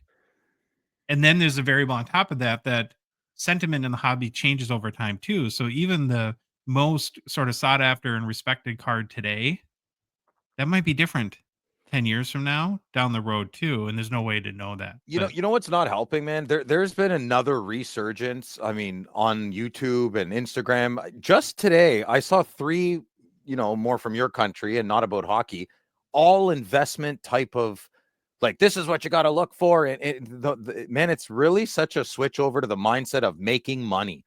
And we're in hockey. We don't. I think we're a little naive, not naive, but maybe we're closeted away from that. But like I'm talking about very predominant YouTube influencers are telling you how to make money with players and cards. And maybe hockey is going that way right now. Maybe a lot of people buying all these Bedards and like an allure card that's out of 199 and a glitter bomb that they think is going to be worth $2,000 next year or 2 years. Maybe these people are getting their advice from bad sources. I or don't know. I just mean, yeah, I don't know. But where I would echo that is, so if I go back to like when we started this podcast and really started to dive like every day of my life deep into the hockey hobby market, I would have thought probably at the time that today I would, have a pretty good way, like a system maybe for picking like winners, right? Call it that. I feel like it's the complete opposite. The more I learn, the more of it's so random. yeah, no And kidding. the more that the only thing that I know that's ever worked for me is find stuff that I truly love. And those are the cards that more often have gone up in value. And every time I try to make money, like you buying 500 Shane Pinto Young Guns, Yeah. it's never worked out once. Yeah, no, You me can't, neither. oh, Me neither. I'll think about I get upset at hearing other people telling naive people like, let me, follow me and I'll show you how to make the right choices when you're buying sports cards. I like, what are you talking about? It's just, it's frustrating. I guess it's just I watched a whole YouTube video this morning of a guy telling me, and he was taking himself, chasing cardboard. I love that channel, but sometimes it gets pretty rough. So very well produced. It's got good TV production. I know you've been listening, Troy. What do you think? yeah, Troy, say something. Yeah. Oh, I wanted. Troy's here. Good. Hey guys, thanks for having me. Appreciate it. First time caller, long time listener. It's an interesting point you both make. I think I bring in education of the hobby. That's how I would piggyback off of what you guys were saying, because it's a time where hockey for a while hasn't had a quote unquote generational guy. So I think I see a lot of the casual hockey fans see this Connor Bedard kid, and he's being talked about so much, and he's doing social media pieces with Wembanyama. They're putting them together in interviews. Oh, cool. So I didn't know that. I saw them do a piece. I forgot who it was. Maybe it was Bleacher Report or that's good for everybody. Right. Get them out there. Yeah. And I think that would be my question, or something I would pose to you guys, where it's, I like to think that hockey is a part of the hobby where everybody's very welcoming. But, I think now specifically, there are some people that are kind of infiltrating, thinking, oh, this Bedard kid could be my meal ticket, and he could be my next, flip and invest in. And, 15 episodes of content or right, whatnot. Yeah. Right. And it's like, I just don't want people to be miseducated, because hockey, I agree 100%, is way more of a collector based part of the hobby than any other sport. A lot of the other sports are, how can I make money? Not, hey, I really loved this guy growing up, or this is one of my favorite players. Hockey is way more like that, in my opinion. And it's very collector friendly, and it's been affordable for so many years. So it's different this time around. So it's just, it's interesting to see, right? I've been trying to keep track of the trends around Bedard. I felt it at the last expo a little bit. I felt it just a more, I'm going to say American vibe. I don't know. Right? A more like run and gun. I don't know. I can't explain it. It kind of, I don't know. We'll revisit this in a little bit. See what happens. Well, I just looked it up too, just out of curiosity, because Troy, you brought the Wemby sort of comparison into this. Guess how many Wemby rookie cards or rookie year cards are out there now? I mean, with two companies producing him, is he closer to 2,000? 2,331. Oh my God! Rookie cards of one guy. Yeah, different ones. Wow.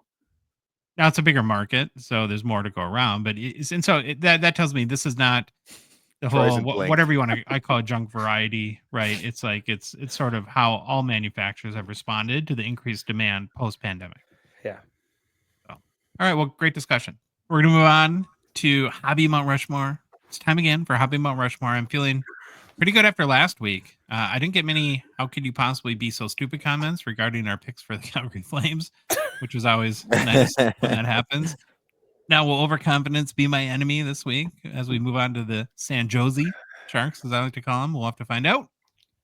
So if you're not familiar, Troy, Hobby Mount Rushmore is where we, and as we, I mean I, but it feels better to say we, nominate 4 players for each franchise to sit on that team's Hobby Mount Rushmore. It's called Hobby Mount Rushmore because we factor in the players' individual awards, accomplishments, meaning to the franchise and community, and then our little twist is then the hobby market as well.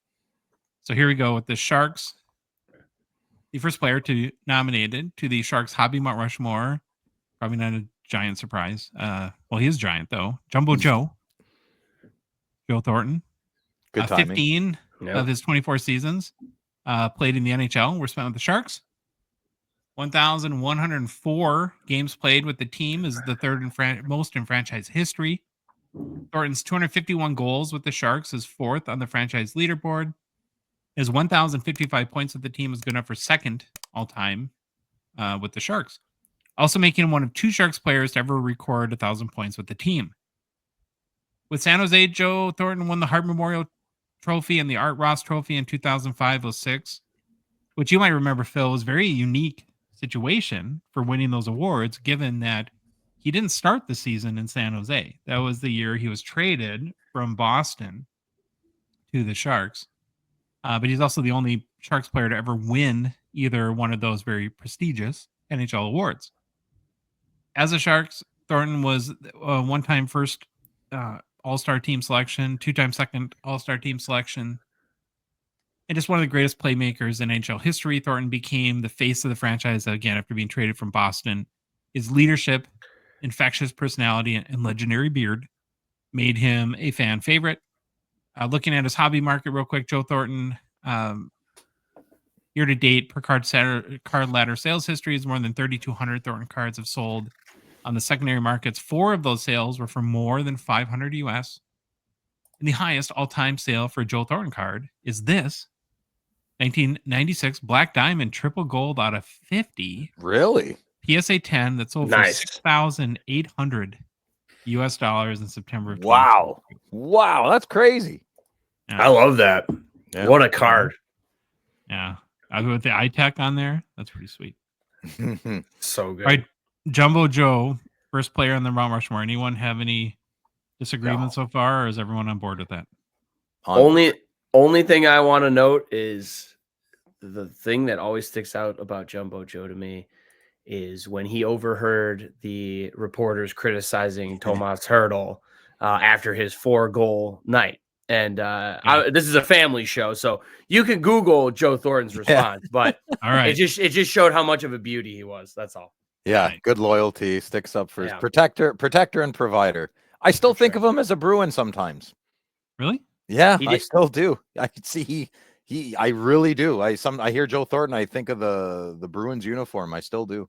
He Did had he a terrorize your Senators? No, he was just awesome. I don't know. Who doesn't like Joe Thornton? Be weird. gorgeous head of lettuce when he was on the Bruins too. Yeah, His hair very was different. just Like two different unbelievable. players on 2 different teams completely, but it was the same guy, you know? Yeah, There you yeah. go. Okay. The second pick to the Sharks Mount Rushmore is Patrick Marleau. Played parts of 21 of his 23 NHL seasons with the Sharks. Is a franchise leader in games played with 1,607. He set the NHL record for most games played by any player, reaching 1,779 games with the Sharks, or while with the Sharks in 2021. Marleau's 522 goals with the Sharks is the most in franchise history. He's the only player to score 500 or more goals with the team. His 589 assists is second only to Joe Thornton. And Marleau's 1,111 points with the Sharks is the most in franchise history. He played in 3 All-Star games in San Jose. Not much more on the individual awards list for Patrick Marleau, but he is known as Mr. Shark. His loyalty, consistency, and quiet professionalism endeared him to fans. In February of 2023, the Sharks retired Marleau's number 12. Looking at his hobby market quickly. Oh, I can't wait for this. You guys, wait, just wait.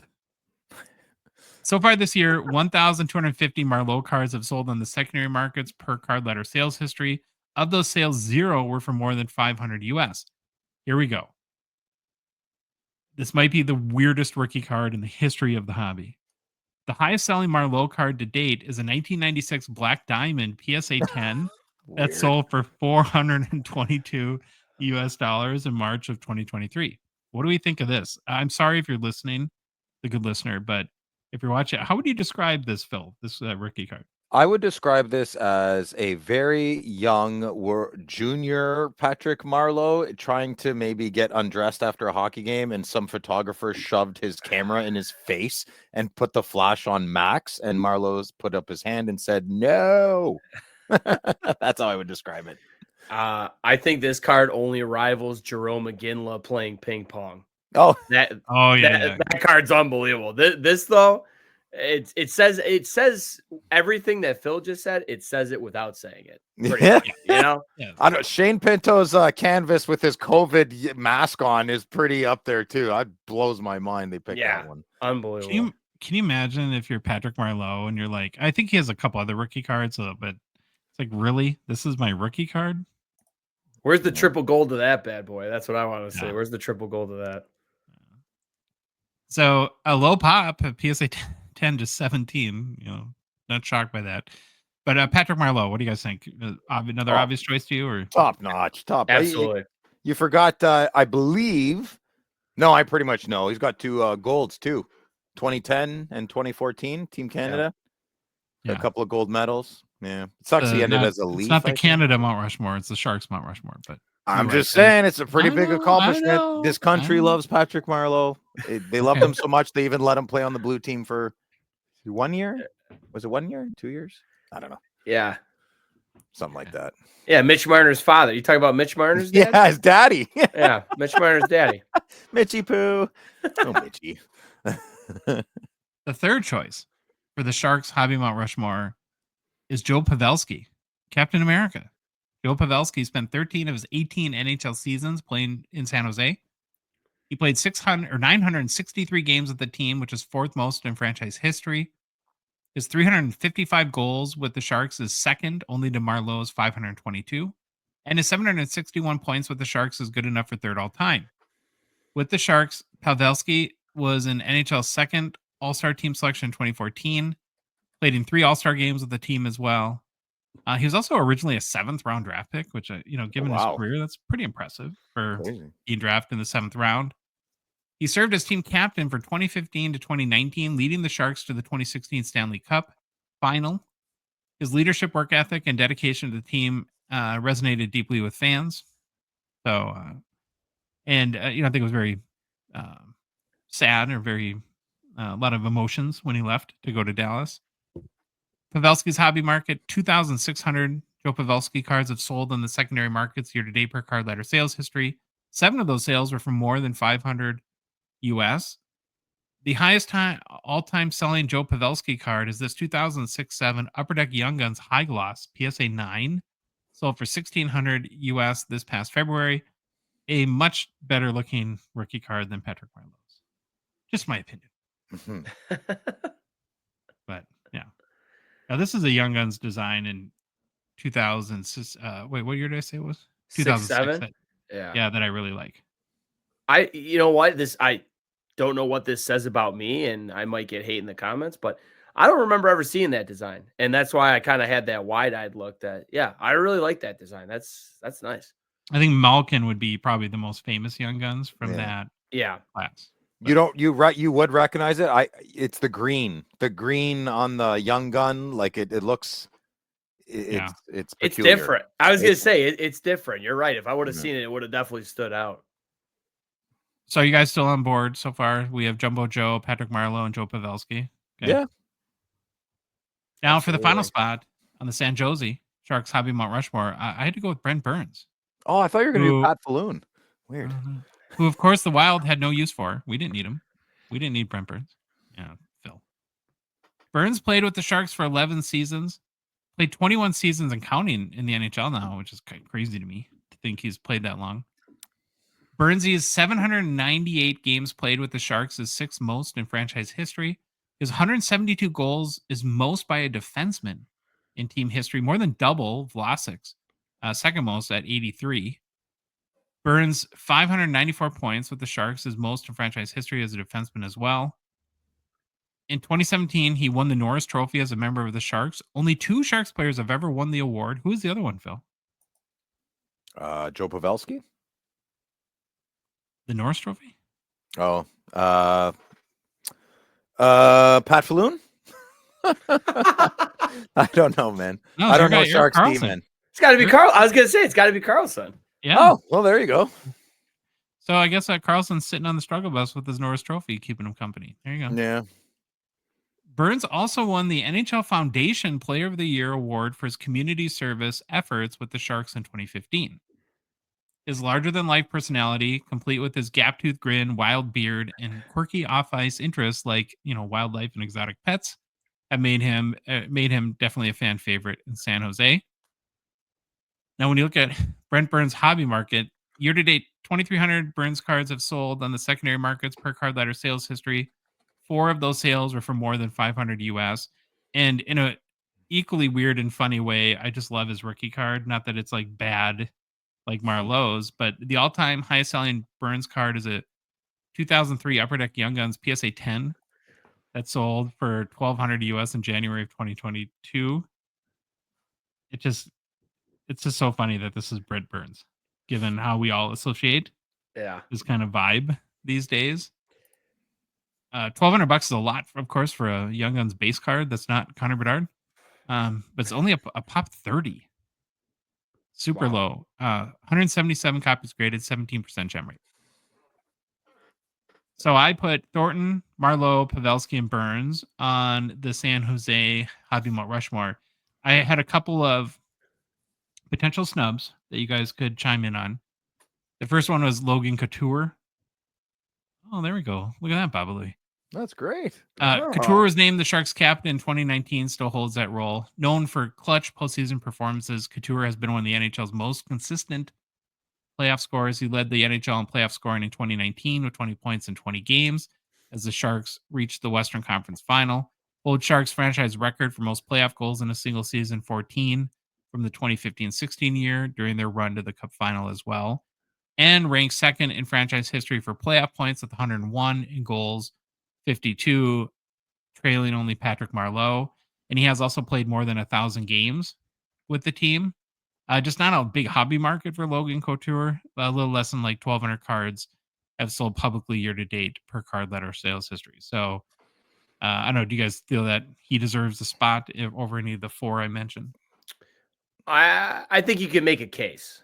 I think it's funny, right? Because I thought about Brent Burns, and I almost felt the way Phil did about Thornton, where there's actually times that I still think of Brent Burns as a Wild, even though it's been so damn long. But I feel like when I started really knowing who Brent Burns was, he was still a part of the Wild. So, but Couture, I think you could make a case for him to possibly bump off Brent Burns there. Yeah, Okay. pretty much. I think that would be my thing. But, and I think it just comes with maybe more time. I know Couture's getting a little bit hockey older, obviously not super old, but maybe as the years go on, you can make more of a case for him than say a Burns. I'd put Couture on instead. I don't like Burns because in 2016-17 he won the Norris, and I thought Erik Karlsson should have won the Norris, but everybody did. But Burns was more bombastic and he irritated me that year. But he won the Norris 16-17. Well, we'll see what maybe the commenters will agree. So maybe that's one area I got it wrong. The other potential snub I came up with was Owen Nolan, who is one of the most iconic players in San Jose Sharks history. His mix of physicality, scoring ability, and leadership played a significant role in the franchise's growth during the late 90s, early 2000s. When looking at Nolan's key contributions, he served as the Sharks captain from 1998 to 2003, leading the team through some of its formative competitive years. He brought a gritty, no-nonsense style that embodied the team's identity during that era. He had a career best season in 1999-2000, recording 44 goals and 84 points, which remains one of the best single-season performances in Sharks history. And his most famous moment as a Shark came during the 1997 NHL All-Star Game hosted in San Jose. He scored a hat trick, including a memorable college shot goal, where he pointed at the top corner before scoring on goalie Dominik Hasek. And this moment is still very celebrated as one of the most iconic Sharks moments in All-Star Game history. Not a huge hobby market, though, for Nolan. He's kind of in that era where it's a little bit tough for guys to have a big market. Like year to date, less than 900 cards have sold per card letter sales history. Were you, I don't know if he's a little before your time or not, Troy. You'll have to let us know there, but Phil might have some Nolan memories. Him and Mike Ricci. I like those two guys. I have memories of Owen Nolan and Mike Ricci. More on Philadelphia for Ricci, but I like Owen Nolan. He was tough as nails, man. Just good hard-nosed player. Same with Ricci. So I do have good memories of them, Yeah, Mike Ricci to me might go on my Mount Rushmore of ugliest hockey players. He's an ugly dude, eh? Yeah, big time. Yeah, but that's what made him such a good hockey player, right? Owen Nolan, you're right. Tad before my time, but at the same time, obviously there's YouTube out there. So the only thing about Owen Nolan is I feel like things I've heard about him or read or watched is he was one of those guys that was a higher draft pick and didn't necessarily seem to play up to what he was supposed to. I guess he was a big hobby chase when I was a kid. It was after, I think it was right after Fedorov. Like Fedorov was the big guy.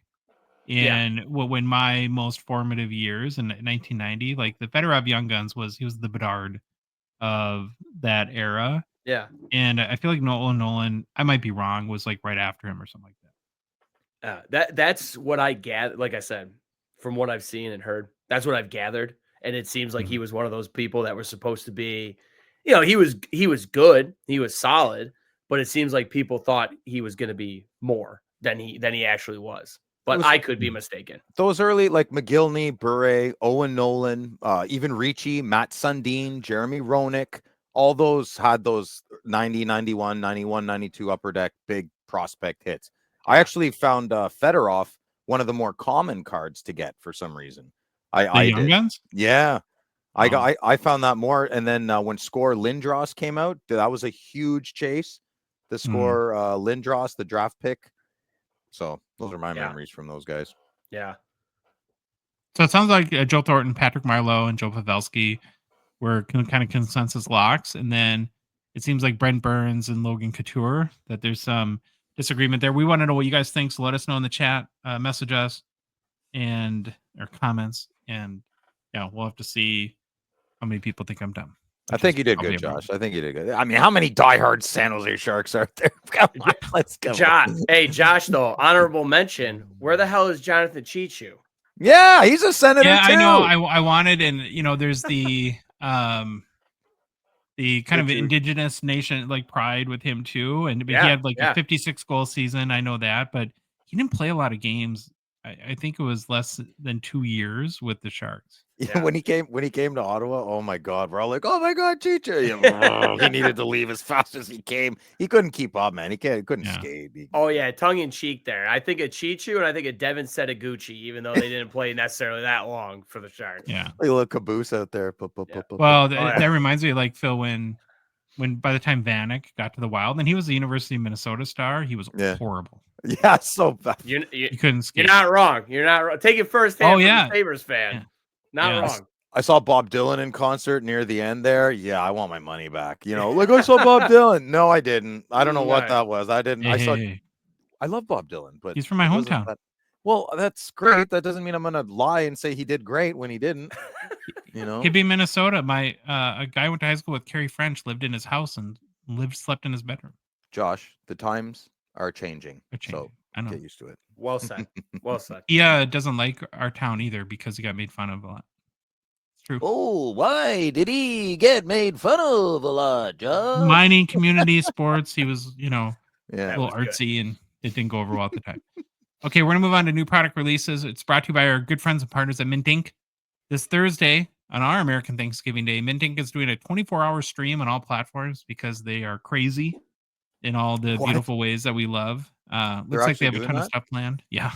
That's wild. That's crazy. Yeah. Johnny's going to be nuts. I got a few of those 24-hour streams under my belt. So really, if Johnny has any advice, you can tell him to call me. Wow. Yeah, is it like running a marathon? Where do you hit the wall in a 24-hour stream? Depends. I'm lucky enough that we had a team where we took shifts, but I'll tell you right now, that overnight shift. Yeah, that's wild. That's not for the weak at heart. That's not for the weak at heart. So if Johnny needs any advice, you can tell him to text me or call me. All right, we will. And if you're here in the U.S. like we are, and you're already sick of your family on Thursday, maybe check into the Minting 24-hour stream because that's a thing that happens. There's nothing new product this week, which is probably a good thing for all in the hobby. Gives us all a little breather. So we're gonna do a little, I don't know, called a game or whatnot. I thought of called Rip One Stash One.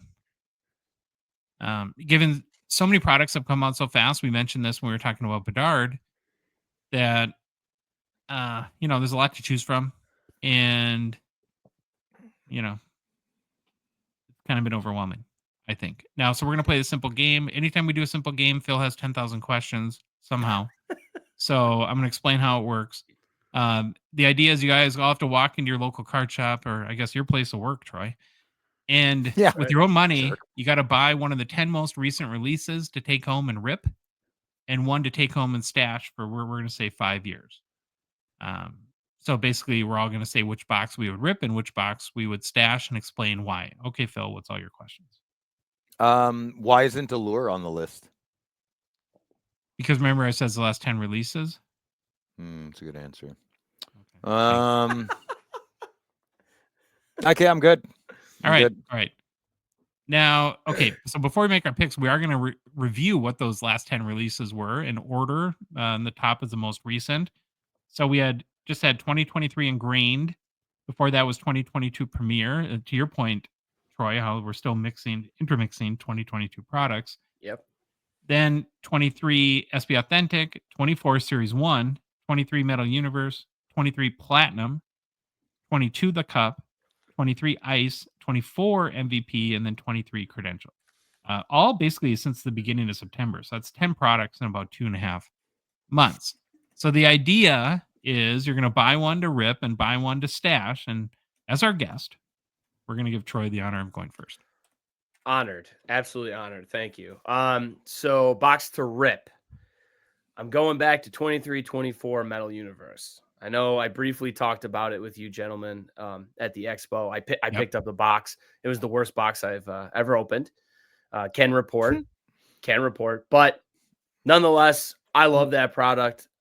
It's super affordable, in my opinion, and it's very fun. And it's nostalgic. Obviously, you know, taking the top rookies like Bedard, who obviously we've talked about this entire episode here, but putting him and others on the legendary 90s designs, I think it's always cool to look at. PMGs, Jambalayas, Star Rubies, they're personally some of my favorite cards of all time. Thank you. I love Jambalaya, and these two make fun of me all the time. Yeah, I have no, you know what? I'm a very loud and brash person, I think. I'm very colorful and like, you know, so for me, I like my cards to be that way too. So it's like, it's cool to me that everything that every collector loved about, you know, the Fleer Skybox basketball or football stuff back in the 90s and the inserts, now you're being able to see that with current day product. I think that's a dub. And obviously, you know, the PMGs do still hold some value to this day. I think they pretty much sell themselves, in my opinion. There's just too many. There's 4 PMGs this year. They need to, and they are that. I don't think there might. I think there will only be one in 2024 Metal Universe. I agree. To me, it should be the current and the retro. The first year, the 97, 98. Agreed. That's it. Whatever design you want to put it on for that current year, awesome. Keep the 97, 98 because I think those look great. And obviously that's the nostalgia that you can tap into with collectors. Can I make an amendment to that? That if they did it that way, that each player would only get one retro. So there wouldn't be a Connor McDavid retro every single year. Right. Can I make an amendment? Could you be more American right now? Hey, are you listening to this fine man educate you on the virtues of Jambalaya cards? I hope you're learning something, Phil. I hope you're learning. I have a question, Troy. You've said it a few times. I just want to ask. You say that's a dub. Is that a W for a win? Correct. Okay, thank you. A dub. W. I look like Don't get this the win. Okay. Don't get this confused with a Wu-Tang symbol. This is a W for a win. Yes. Okay. That is a win to me. Okay. Phil's a boomer. Don't worry about him. What? You're older than me. Okay. So poor Phil. Sorry. Phil, you don't look a day over. No, I'm not gonna finish. I'm 44.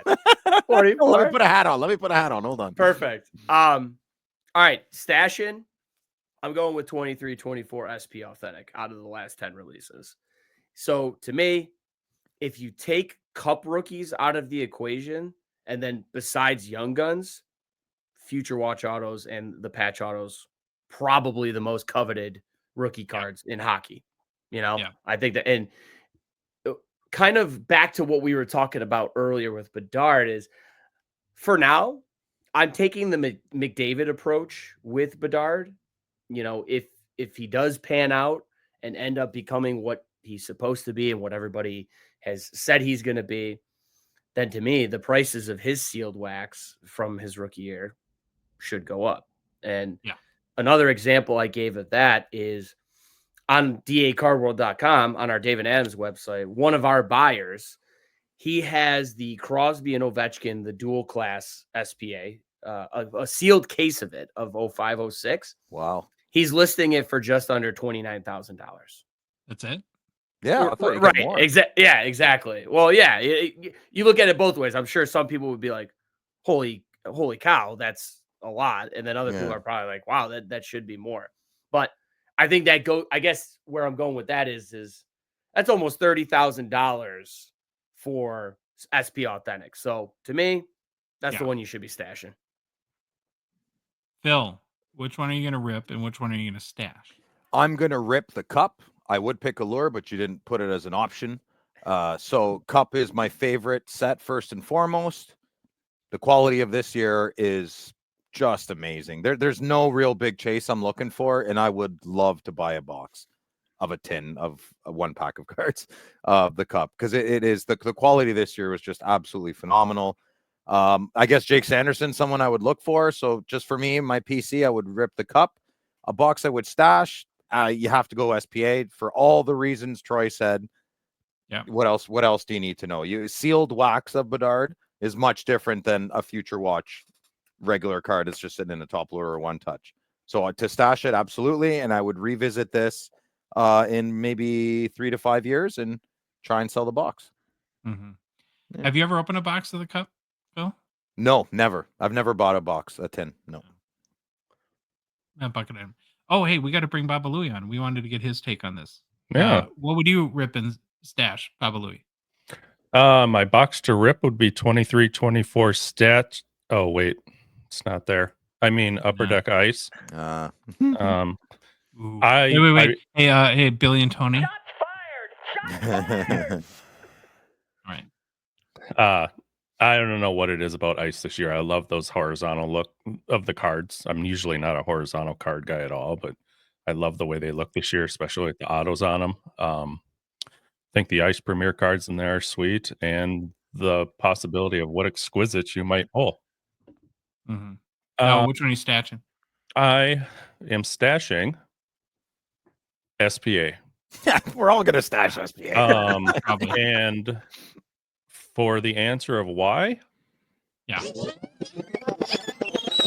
Troy, do you want to say that again? Oh, Yeah, let me go there you back. go. Dissertation. Just plug it in Yeah. in post. No, In the beginning of time. about the same reasons though. Those Okay. FWAs and Whop. Okay. Beach Watch Auto Patch. That's right. Thank you, Baba Louie. Good Sure. picks. For Rip, I'm going to go. I think we all have something different, which is kind of interesting. I'm going to go with 23 O-Pee-Chee Platinum. I think the product's made actually a really nice comeback this year. It was a star after the 2020 release, and people were very excited in 2021, but the centering and production quality was so bad that it literally sucked the life out of it, and the design just was flat in 22. And I'm not saying it's a perfect release, but I think it has made a good comeback, and I actually do like the designs. And of course, there's some big hits possible too with Bedsy rookies. I thought really hard, like you, Troy, about Metal Universe because I'm a big fan of that too. And then, like everyone else, I'm gonna stash SP Authentic. I actually think SP Authentic has way more upside as a sealed product than it does. Not that every product does, but I don't know. Have you opened a fair amount of it on your breaks? It's like tough to hit a Bedard, and there's almost no chance if you like financially if you don't hit one, right, Troy? Across our platforms, we have not hit one. Not What? You haven't hit it? Wow. Swear to God, across all 3 of our rooms that are streaming at once, nothing. 3 of our rooms. What? You have 3 Yeah. 3 break rooms? We have 3 rooms dedicated. Wow, to that's breaking. crazy, dude. That's It's cool. wild. It's a lot. It's so much fun. And yeah, real quick, like, and the thing is like we hit a Fantilli inscribed, we hit a Nice. Simon, we hit like a Simon Nemec inscribed. So it's not like we're hitting like bums. We just cannot hit Bedard for some reason. You got to get I some don't of know. that CT scanning in there. No, brother. Yeah. Get all the That's a whole Bedard. other episode. That's a whole other episode right there. Hey, we're gonna have that guy on our show in December, by the way. Oh yeah, that's right. Yeah, you told me that's gonna be a good episode. Yeah. Boston Card Under guy. Yeah. Yeah, stir some controversy. I Oh, just want boy. to see what the latest is there. Oh, well, I thought that was kind of a fun exercise. It's, we all were like-minded when it came Yeah. to stashing SP Authentic, and then we, use our own personal, what we like to what we would rip, and interestingly had all different answers. Thank you, Louis. see ya. Okay, we're going to move on to make a quick mention for Gongshow partner sponsor Fanatics Collect. Of course, we're grateful for their support of our show. I think most have heard about the Burbank Cards and Fanatics Collect collab that was announced probably a few months ago now, Well, I saw that Burbank cards are already starting to roll into the Fanatics Collect Buy Now marketplace. It's going to be a huge boost to the marketplace there, as Burbank literally has millions of singles. According to Fanatics Collect, thousands of cards have already been added. And I think their partnership will make the Fanatics Collect Buy Now marketplace probably one of the biggest in existence once it's done. So pretty cool stuff. If you haven't checked out the Buy Now marketplace, head to fanaticscollect.com. Post haste to do so. Also, remember that the current weekly auction is live, ends this upcoming Sunday night. There's always, of course, banger hockey cards in the Fanatics Weekly. We'll preview our favorites in both vintage and modern in this week's auction on Thursday's show.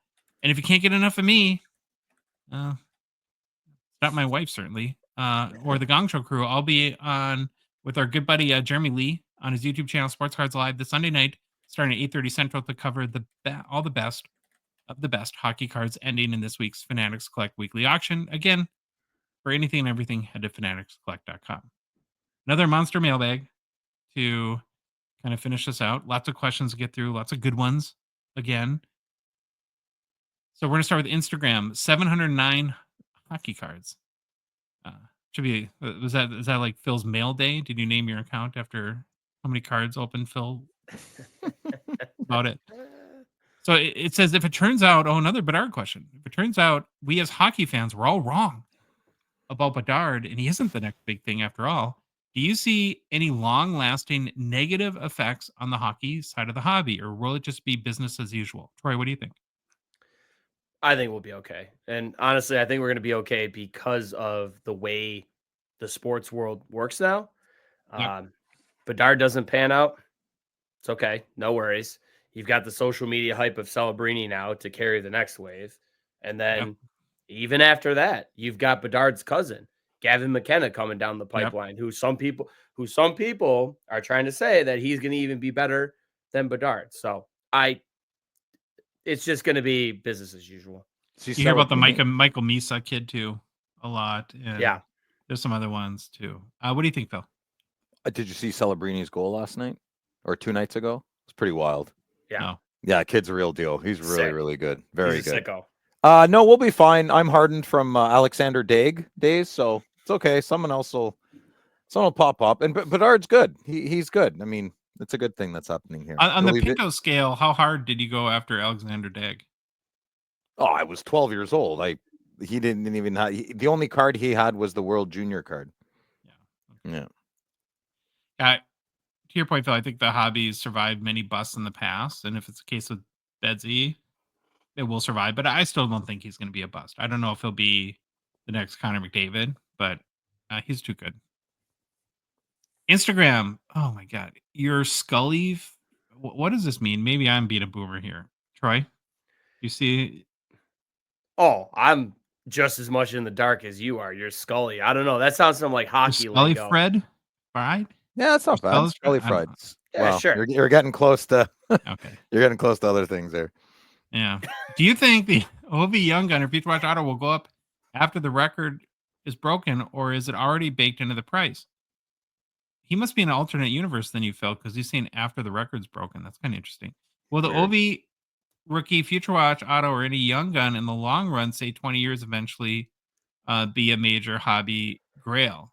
I think he's, there's Ovechkin will be one of the greatest players of all time. I don't think he'll be on one of the 4 best, like on the hobby Mount Rushmore, but he'll definitely be up there. So, as long as the hobby's doing well, I think I don't think people are going to forget about him. What do you think, Troy? I mean, if we're talking just that card in particular, I think you could argue it's already a major hobby grail. And I say that because I feel like a few weeks ago up in Toronto, it felt to me like I saw a lot of copies as like the centerpiece of showcases. Really? Huh. I mean, I feel like, but if it wasn't Crosby, I saw a lot of those Future Watch cards of Ovi. It was a card that definitely was floating around the floor. It wasn't like, oh my God, I haven't seen this at anybody's table. This is unbelievable. I'm like, oh, okay. People are starting to put these out, whether they want to sell them or not, or just want to flex that they have one. And like I mentioned before, besides Cup, those two are the emphasis on the rookie cards to have. Yeah. So I could see Ovi, breaking the record. This may be controversial, but I almost feel like him breaking the record could give the card a bigger bump than when he goes into the Hall of Fame, kind of just based on what I've seen of other similar players. Hall of Fame is obviously a massive deal, but I feel like it doesn't give players that hobby bump like breaking a record does. Yeah, for a guy like Ovi, who's already assumed to be in the Hall of Fame, I agree. Right. I don't think that means anything. Phil, do you have an opinion on this one? I think I have a layered opinion that I probably can't explain well. I think the highest prices are behind us, or if not now. Let's say he breaks the record. Okay, I agree with you, Troy. Maybe that night or that next morning, you'll get some pretty groundbreaking buys, but like that'll be like 1 to 3 individual purchases where there'll be 50 people flooding the market. So I think his cards are going to go down after he does after he might do the record breaking. And I also think that when guys go in the Hall of Fame, that doesn't change their cards much anymore. Yeah. I've collected a few Hall of Fame, like Alfredson, I'll use an example. Nothing happened. Maybe that's not a good example. He's not the most, he means a lot in Ottawa, but like, I don't think there's a lot of guys in Minnesota collecting Alfie cards. But once he got in the Hall of Fame, nothing happened. I don't think anything's going to happen to Jaeger's cards either. He gets in the Hall of Fame, no one's going to care. Jeremy Jaeger. Jaeger? Jaeger? What? Yeah, I don't. That's how I say it. Jeremy Jaeger. All right, next one. A question I really like: Instagram ComApp cards. What are the most overrated or underrated case hits? So, Troy, we'll let you go first here. In my opinion, I actually think this is a tough question, and you're probably like, why? It seems pretty easy, but I feel like there's much less of an emphasis put on case hits in hockey cards as there are in other sports. The big hits seem to be much rarer than just a case hit. Right. Yeah, exactly. And that leads right into what I was about to say, that I guess, if I had to pick one, going back to Metal Universe, if you notice, there was one card I didn't mention besides the PMGs and Jambalayas. Not a huge fan of the Metal X. I don't know. I don't know. It's not my favorite. It's fine, but it's just They refract? Is it a refractor? It's like it's thick too. It's like a shadow box card. It's pretty much like a shadow box card. Oh, maybe I'm the Metal X? Really? Metallics. Yeah, that's it. But that was a funny way of Billy spelled it. Yeah. Oh. Yeah. That card. Yes, I was thinking. Okay, the play on words one. I apologize. I know what card you're talking about. Oh, is it metallics? That, I mean, you'd only know really if you were told. Whoops. Yeah, I've been lied to my whole life. I've been lied. Is it that's a case hit, man? Yeah, really? that is one of the. That's considered one of the casers. Oof. We'll see. Thank you, Phil. Phil, you took the words right out of my mouth. Yeah, it's not the best. Not for me, anyways. Underrated. Once again, it's not a caser. It's way harder to hit than a caser, but I actually like Fanimation from the flagship product. Troy's great. We should have him back. I love the character. Well, it's back to the whole 90s thing, right? It's just I love the big-headed caricatures. It looks like the old NBA T-shirts and stuff they used to have. So Score Baseball did big heads. Jose Canseco, Mark McGuire. Yeah, there's some beauties in there. Well, it's like going to Six Flags or the Valley Fair here in Minnesota. That's what you'd expect. Yeah, exactly. And so there's just something about that, I love just from, growing up when I did. Do you like the first year Fanimations with the city? That's my favorite one. You like that Crosby's one? Over? Yeah, I like Crosby's over Pittsburgh. Brady's over Ottawa. I don't like the second year where it's got that washed out head. The second one's meh. You know what? I think the city ones are fine. And once again, it's not Phil's gonna say this is me trying to be nice, and this is my nice way of saying I hate it. Careful, I might, yeah. I know. I actually don't mind them, but there's always a but. I would say I like more of going back. Just Bedard's the theme now. Bedard, I like the Bedard one, just the caricature of him with the stick. Okay, yeah, it's good. I like it. It's a little more. Sometimes less is more. You know what I mean? In cards, that's how I feel. You see the Luke Hughes one? He looks like a girl. He looks so pretty. They Who's got dolled him up. lipstick and eyeliner on too. Look, oh, poor guy. He Anyway. looks like he's part of an 80s hair metal band. Yeah, exactly. Better said. Yeah. Can I say something controversial? Uh-oh. I don't hate Fanimation, but I don't really love them. That's crazy. It's because you don't have any. I don't want any. You don't want any because Yeah, that's what I can't get any. It's more for us. It's more for us, Phil. More Yeah. for us. That's okay. All right. Okay, so I'll answer. I don't know, like underrated. This is total recency bias, but I think holotypes are so underrated. I'm afraid that we're pumping this too much and kind of killing our own chase for the set. But Well, I'm done the set, so you can pump all of you course want. you are. Yeah. And overrated stuff for me because it's hard to. I just kind of like I'm a big insert fan, and so these are typically inserts, and I just love all of them. But I don't know, Phil. Do you have an answer? Yeah, attacking zone die cuts. They're part of flagship.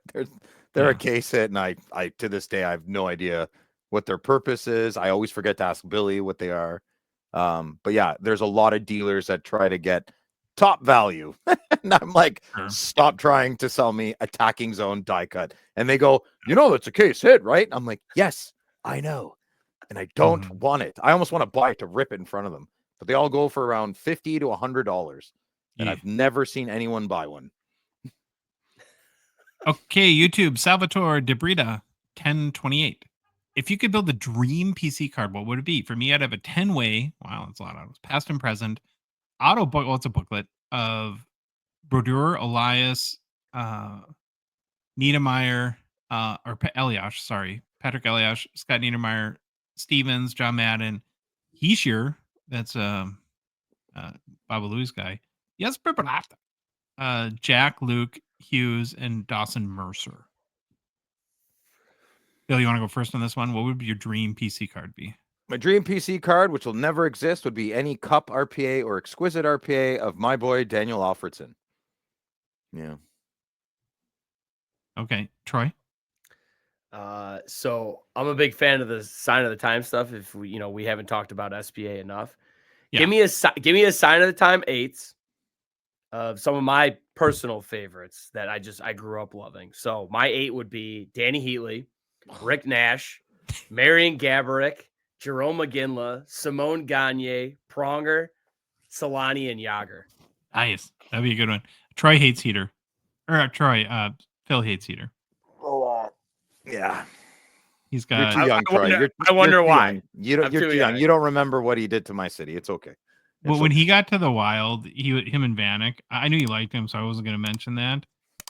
It was pretty rough. He had no legs left. He just basically sat on the blue line, and he never had legs. He could, never could skate. Hey, where's his Sharks Mount Rushmore snub? Ooh. In the toilet. In the toilet. In the toilet. With his personality. Phil, did you already give your answer? I forgot about. Yeah. I said Alfredson. Oh yeah. Robin Williams? Who's that? I just wrote that in. Robin Williams. He's my guy. I love Robin Williams. The actor? Yeah, he's my man. I love Robin Williams. What's your? You guess okay, stop. Hold on. My brain's not working. I want you to guess what you think my favorite Robin Williams movie is. Mrs. Doubtfire. Stop. No. What's one of mine? Jumanji? Good Morning Vietnam? I don't know. 1 hour What photo? dreams may that's come. what you're trying to tell me. You kill people? Insomnia? It's totally Flubber. twisted, but no, what dreams may come. Oh, yeah, that's a very deep movie. That's a Very beautiful dark, movie. yeah. Yeah, Dead Poet Society is another one. Mhm. Good Will Hunting. Yeah.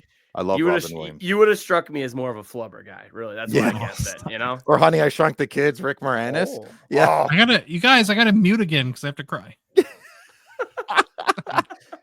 Get your Kleenex box and get over yourself. Let's go. No, I get to answer. My dream PC card would be, I think I'd like a Kaprizov OV dual shield. That'd be nice, Josh. Yeah. That's cool. That would be, I just think and honestly, like Upper Deck should do that anyways. Yeah, a They're couple both of Russians, right? Yeah, it's great. A couple of Ruskies. Okay, Salvatore had another good question. He says, if the cup disappeared, which product do you think would be the new RPA chase? Ultimate, Premier, SPA? What do you think, Troy? I think Premier. I think it should get some more love here. I look at it from a standpoint that it's probably the next real higher end product that UD puts out after the cup. And I've always thought the design just kind of looked sleek. I don't know. I like the way the pen looks on that kind of Acetate. shiny. Yeah, that shiny acetate finish on there. I think they look really nice. I wanted to say Premier, but because I agree with everything you said. If I'm thinking like what would be like the big RPA, I wonder if it would be the FWOP, the Future Watch Auto Patch. Like if that would become the card. I just don't know. So, Phil, what do you think? Stature. I say stature. I think they could not. I don't know how you'd make it classier and sexier. It's pretty classy and sexy already, but I think they could do something about stature to make it top tier. You know, they just, another thing, they'd probably have to release it every year. That would help. That would probably help. Let it be like the cup. But what do I know about card production? Okay, Discord, Bobby 86 collects. How do taxes work on consignments? Bobby, why are you asking us tax? Bobby, what kind of a question is that? Bobby, What? hey, there's multiple countries here we're in, and each Yeah. state has a. We're all in different states or provinces. You have to ask your tax man. But you have a longer answer. What did you? You have a Kevin Hart quote, Troy. I want to hear it. Oh yeah, when I heard there were finances involved, to quote Kevin Hart, I said, if I may, you see the way my bank account is set up. I have a checkings and a savings, and I got to switch the money from my savings to my checkings. And it takes 3 business days, so I don't know. I'm out. Yeah, there you go. I'm out. Discord, CT Flyers fan 79. He says, I'm somewhat new to collecting and have only recently figured out what I'm actually trying to accomplish. Yeah, it does take time, I think, when you're new. This past year, I feel like I've taken the equivalent of a survey of literally genres, but for hockey cards. I bought almost every set of hockey cards. Now that I'm focusing on very specific cards, how do you go about tracking them down? I'm also collecting 2023 Allure rookie sets, and I'm wondering how many parallels there are. I know there's a main list, but sometimes I see Red Rainbow, for example, and it'll be glittery, and sometimes it won't. Are there parallels of parallels? So typically, like your checklist site, CT would have these, like Beckett, or I think a lot of people on our Discord mentioned TCDB. Do you guys have any other resources that you would recommend? No, actually, I piggybacked, and I'm a huge TCDB guy. Quick example, like when we're breaking, we started doing some retro rips from, once again, to beat it like a dead horse, what we can find in the David Adams warehouse. What I'll do is to try to entice people like, hey, why should we open this? Or, why this would be fun. I'll use TCDB and I'll just go through what we're looking for. Because TCBD, I think it really nicely breaks the product down from you. You could do it by team. You could do it by checklist. You could check the inserts, and you could check the checklist of the insert to see who's on there and what teams are represented on there. So I just think it's a really clean, concise way and easy way of getting the information you need to get quickly. Phil, you had a little something to add here too. Just a little loophole. I like TCDB as well.com. But sometimes if I'm struggling and I can't find a good checklist, I go to EPAC. And when the website's slow, I know that, but you're going right to the horse's mouth.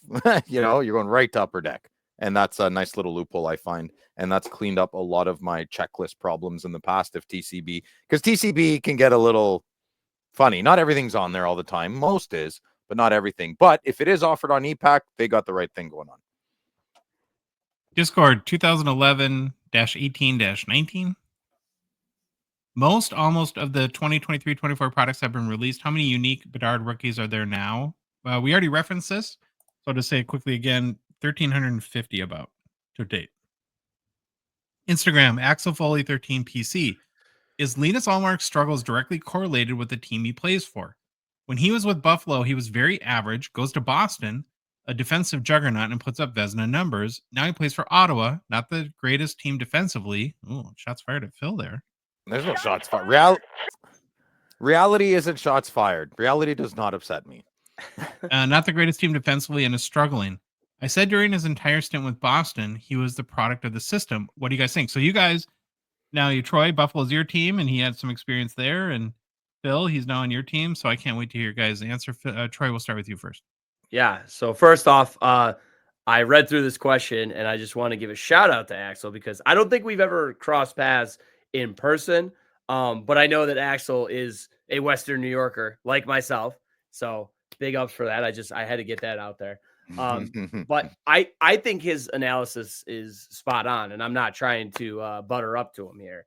I'd make the comparison, if we will, use Buffalo here.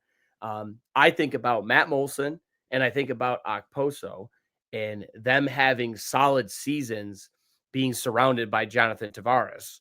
And then, when they were with the Islanders, they obviously their numbers were there. And then Buffalo goes, oh, these guys are pretty solid. Let's bring them on.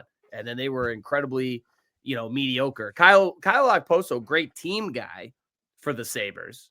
I have nothing against Okposo personally, but I'm just saying. Golden Gopher.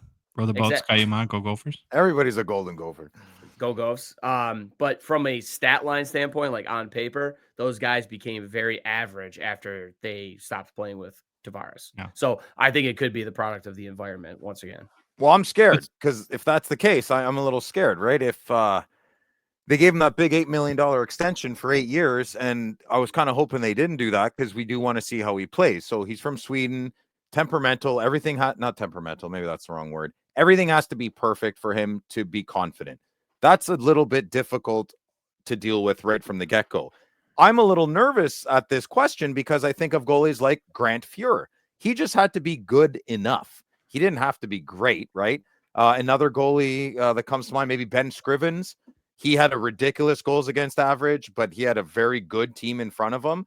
I think you put Scrivens on another team, he's not going to do that great. I'm a little nervous. And I think you're probably right, Axel, and I think you're probably right, Troy. And how do we fix that? We get better D, and then he'll play better, right? So I'm used to Craig Anderson. I had Craig Anderson for 11 years. We could play like crap, and he would win us the game.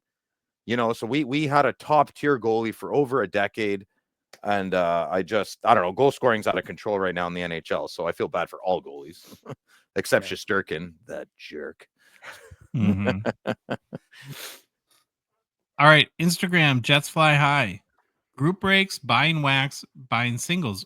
Is buying singles cheaper? Troy, we'll start with your breaker, so put you on the spot. Yeah, it's going to sound crazy because of the fact that I'm primarily breaking now, but I'm a singles guy myself. When I take myself out of the job and I take myself into like just straight up collector, I'm a singles guy. Every once in a while, I'll get into group breaks to support a fellow breaker friend, or just try to get something nice if there's a cheap spot or a team I like, or I know a player on a team I like. But if you're chasing the monster whale card and you find yourself spending too much money on wax and group breaks, whatever that number may be for you, I say try to find a limit on how much money you're willing to spend on the wax. And if you don't hit the card with that particular allowance, I think you then just turn to saving up that money and just going out and buying the single you want. Yeah.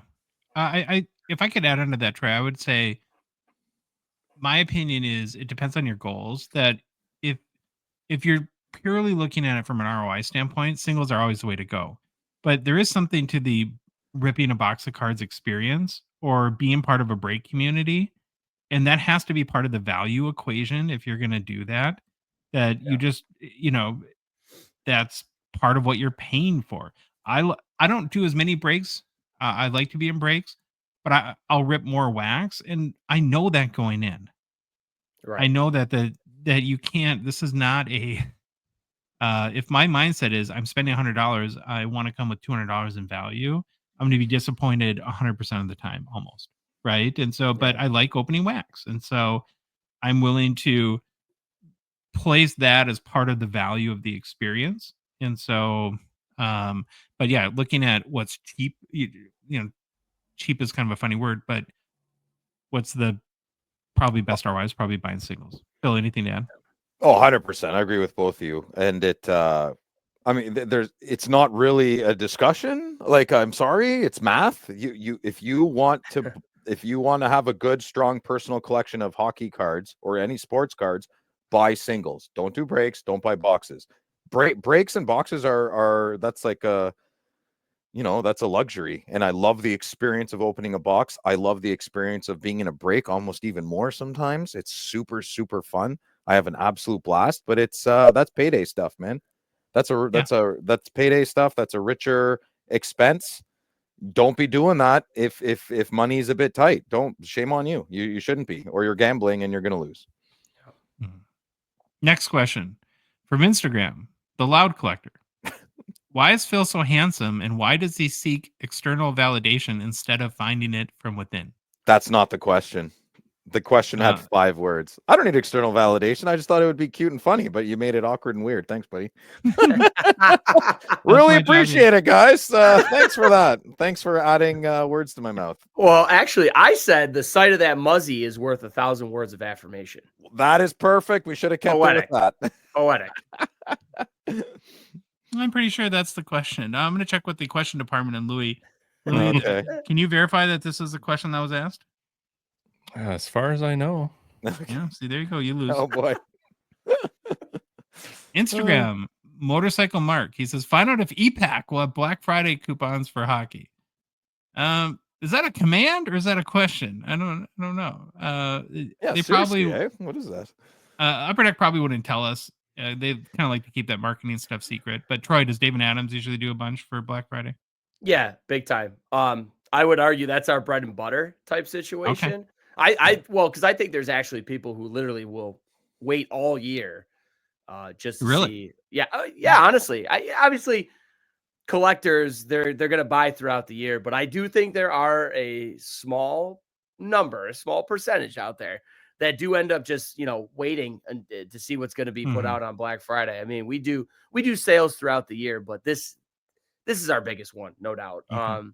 Unfortunately, I don't have any juicy previews right now of like exact things that are going to go on sale, but I am able to tell the listeners that our sales will start Thursday at noon. Okay. Yeah. I kind of feel bad. We've had all this David Adams talk, and poor Phil, going back to the expo, doesn't even know what David Adams is. No, I need to explain it to you again. Well, I can't believe there's 3 break rooms. It's just a big it's a big brick and mortar store, and you guys sell more online than you do in person. You guys got to come down there. Phil, if you can get down here, I'd love to show you around the warehouse. Oh man, that'd be great. Oh yeah, like absolutely. Warehouse, and it's big, right? Like it's a big place. That's big. Well, once again, Phil, they sell more cards than any place in the world. Yeah, that's crazy. Yeah, that's wild. In my head, I just envision like a shop like Grant's in Toronto, boxes. like just a storefront. Well, dude, it's like having Niagara Falls in my backyard, right? Everybody's like, "Oh my god, it's one of the wonders of the world." Fair enough. Like, yeah, it's a waterfall. Yeah, it's wet. It's wet. Yeah, exactly. All right, Instagram, Oil Country Collectibles asks the history of Upper Deck flagship parallels, EPAC variants, high gloss, exclusive deluxe, and the outburst. Good question. Probably more of a segment idea, though. It would take some research, and I don't even know the history of all these. So if you really wanted to know, like when they were born, who raised them, all that sort of stuff, that'd probably be a good question for Billy next time he's on. So I'll try to keep that in mind. Instagram, Cards AH. If given a blank map of the U.S., how many states could Phil name? I know this. And the same for Josh in Canada. We'll start with you, Phil. How many? I think isn't there 51 states? Close. Oh, I'm wrong. Oh, okay. 50. There's 50 states? Yeah. Where did I add the 1? 50 is so much easier to remember. Oh, odd. You shouldn't really have Alaska, though. I mean, come on. That kind of should be ours. Didn't we sell it to you for like $1 or something weird? Well, shouldn't Halifax be the United States then? Take Halifax. That's fine. Ooh. I'm kidding. You can't take Halifax. That's just Canadian. No, it's not. I was joking. Cole Harbor, baby. You got to leave that. Yeah, got to leave Nova Scotia. Sorry. So 50 states. If you had a blank map, how many could you correctly name? I think probably like 10.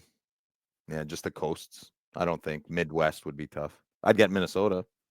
I think you could. Good. Florida, Texas, the Virginias, Carolinas. Maybe I'd be pretty good. Oh, and he asked you what would be the same for me in Canada? You'd fail. I have a disadvantage, and as Troy knows, is we're Americans, and we of course pretend we're the only people that exist in the world, and so It's like we don't bother to learn other places, right? At least you're honest about it. But even like you, like, sorry, Troy, like I know I don't know you that well, but I've gotten to know Josh pretty darn good. You guys just have this elitist vibe about you, about everything you're talking about. Like your food is better when I could show you like mathematically and scientifically it's not. You'd be like, yeah, that's recommended opinions. I mean, we don't pay attention to that. It's better. It's interesting. I admire it in a weird way from a distance, but well, it's one of those things where maybe this is the wrong terminology, so hopefully I don't get ripped to shreds. But I feel like sometimes being as close as I am to Canada, I'm a Canadian sympathizer, an apologist. If you ask, I'll tell you right now, you ask the missus, we go to the Sabres games, I'll sing the Canadian national anthem loud and proud. Awesome. Your anthem's better though. I love your man. See? I went to a Canadian hockey game and they changed. The big guy that's in charge of my country changed the anthem. I had no idea. And I found out while I was singing, he changed Thy Son's Command because it's misogynistic. Yeah. All of us command. Yeah, it doesn't even work musically. But anyways, I sing it originally and change is good, pivot accordingly. But come on, man, that's history. Yeah. So good. I love your American anthem. I think it's absolutely beautiful, especially at the end when the bomb's bursting in it. Wicked, man. I love it. Which is funny because I would say I think the Canadian national anthem is better. I've always really? Oh, yeah, that's crazy. The Star Spangled Banner is like it's almost an impossible song to sing well if you're not a great singer. Like there's no way it's so difficult of a song to sing. Hum along. Yeah, my favorite version is Carl Lewis's version. Don't say. Question. I know we're going off the rails here. Who's the fastest runner in the world? Michael Johnson or Donovan Bailey? Who is it? When he won the 200 meter, when Michael Johnson won the 200 meter, did you guys? You probably did. You probably thought Michael Johnson was the fastest man in the world. You changed the goalpost, right? I don't know what you're talking about. Okay, it was before you were born. Do you remember the whole Dan and Dave thing, the decathletes, when during the Olympics? I think one was American and one was Canadian. No. Well, okay, I'll get back to. I think I could get 50 to 70% of the provinces, which is how many provinces can fill? The question. I was like, what are you talking about? There's 10 provinces, Josh. Well, Phil said there was 11. No, I said there was 13. Well, 13, Jesus. All right, Instagram. C Duncan in. Is there a preferred grading service in the hobby? Is PSA seen as a top tier over others? So. Yes. Next question. Objectively, PSA is by far the top grading company for resale value when it comes to PC. Duncan. Hobbyists tend to have favorites based on whatever criteria is important to them. Other hobbyists, like the Loudville, prefer to keep their cards naked, as he calls them, or raw. Birthday suit. Yeah. Where do you stand on that, Troy? I'm a PSA guy, and I think for me, it's design. I just like the way my cards look better in a PSA slab. And there's not a whole ton of stuff that I have graded that is really for resale value. Most of it is for me. Mm-hmm. And I like the idea of preserving the cards in a slab. So if I'm going to aesthetically, it protects the card, bro. It protects the card. Yeah, dude. I'm just trying to protect my cards, man. All right. It's an investment. You don't think tag slabs look better than PSA slabs? Forget everything else, just the slab. I do. No, I will say that I do like the tag slabs too. Okay. I just haven't had I haven't had the opportunity to grade with tag yet. But I do like the slabs though. I do like the slabs. Mm-hmm. Phil just has Troy's answer, so we'll move on. Yes. Instagram, Ray Bork collection. How many times is it okay to post your cards for sale on Facebook groups? I find it annoying if I see them for the third time. Now, I've never bought a card on Facebook, so it's not a good question for me, but maybe Phil and Troy, we'll start with you, Phil. Is this something that bugs you? Make a post. If you don't get any action this is how I would do it if I was a moderator. I would make a post. If there's no traction for a week, I would bump it, and guys write bump, and it resurgence the post again. And if you keep bumping it after that first time, I'd ban you for a week. Punishment. Yeah, stop upsetting people. No one wants your card, dude. Nobody wants your card. So either lower the price and make a totally different post, bumping it up and reposting it is, I agree with Ray Bork. Card collection, 100%. It is very frustrating, and the mods should make it stop. Yeah, I would piggyback off Phil on that one in terms of, I think it depends on timing, kind of like Phil said. If you're posting it like every single day, yeah, that's tiresome and that's going to clutter up the group. So I would say with Phil, it just, you post it once, give it a week and maybe you bump it. But honestly, too, though, at the same time, it doesn't bother me because I don't have my notifications on for Facebook. So that stuff doesn't come across unless I'm like actively seeking out a group. So it's an afterthought for me. But I could see for people who are incredibly active in groups like that, they're going to get sick of it. Yeah. Instagram, Nick Andy 86. Do you think that when looking at comps, shipping should be included? I'm just going to say no. Anyone else have anything to add? No, they shouldn't be. Okay. Instagram, Ryan Berkeley has 2 questions. He says, I'm confused with this game used talk. Is a patch card not game used? Well, no. Actually, Ryan, there's a lot of different types of patches, so I'll just kind of try to run through them quick, and I kind of put them in tiers. You'll see cards that have manufactured patches, which were never touched or not affiliated with the player in any way. Then you have player worn, which are worn by the player even for maybe the briefest amount of time. You'll have event worn or event used that were worn in an event like an all-star game or an alumni game, and then finally game used in an official game. And you have to look at the back of the card that has the certification of the patch, and it'll tell you if it's one of those 4. Did I forget any, by the way? I did that off the top of mind. No, it's not good. No, I think it's, yeah. Okay. And then he says, can you please elaborate on these holotype cards? Not sure if any is left after Phil. So are you, do you know what the holotypes, do you know what we're talking about there from series 1 of this year? Yeah. I saw what I know exactly what you're talking about. Yeah. Yeah. So there's a couple things that I'm really intrigued about them. First of all, I think they look fantastic, but that's subjective. They use holograms, which Upper Deck has not used in a card in 10 years. Wow. And it's a living set, and I love living sets. So what that means is it's a design. It'll be the same design. They're not going to change the design next year or the year after, but a player will only appear as a holotypes card once. So there can only be one Connor McDavid. There can only be one Bedard or Kaprizov or whoever you collect. And the last thing is they're super rare. So there's 30 holotypes in series 1, and you can probably presume there'll be 30 in series 2.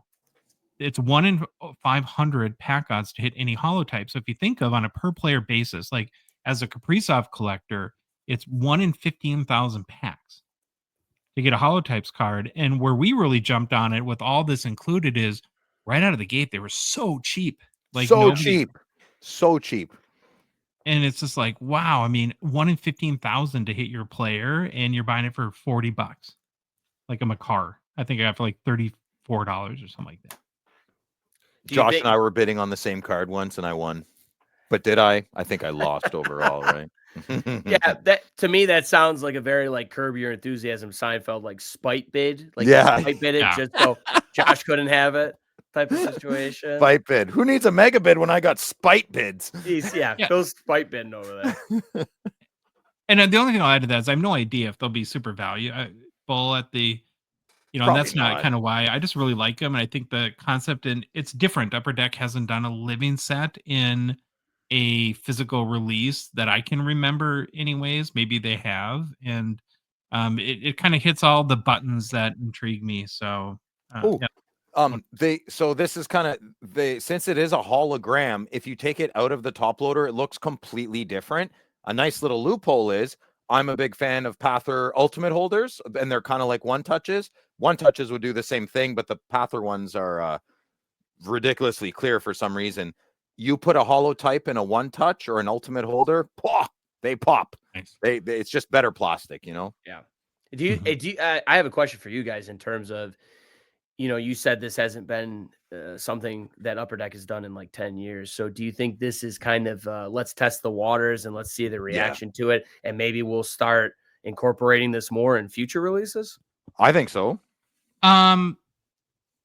I think that is part of it. The real reason is that they know with how Flagship is produced now and that it's produced overseas and the NHL rules for young guns that like the biggest chases are going to be in Series 2 going forward. Yeah, And so what they're trying to do is make more chases for Series 1 sure. and not have it be solely dependent on what the young guns checklist is. Yeah, it makes sense. I think that's how card companies needs to think of it going forward. If we're just talking Yeah. from a general sense that, a product may not be able to rely on just one single thing. You're probably going to have to put a few more things in there now, especially for people to feel like they're getting bang for their buck. Mhm.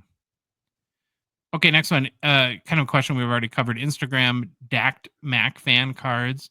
Are there any good Black Friday prices and sealed hockey boxes? Personally, I've not seen any this year as there was in years past.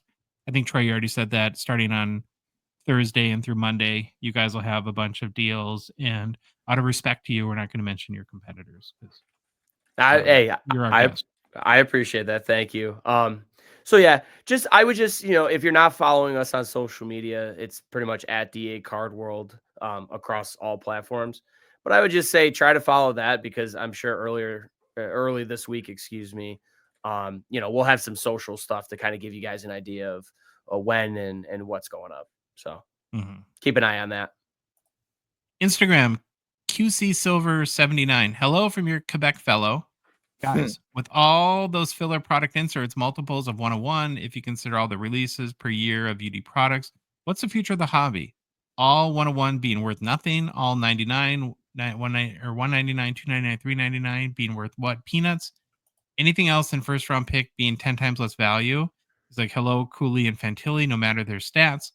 So many cards seem to be watered down through all the thousands of cards for the same player released through the year, Bedsy being the best nonsense example.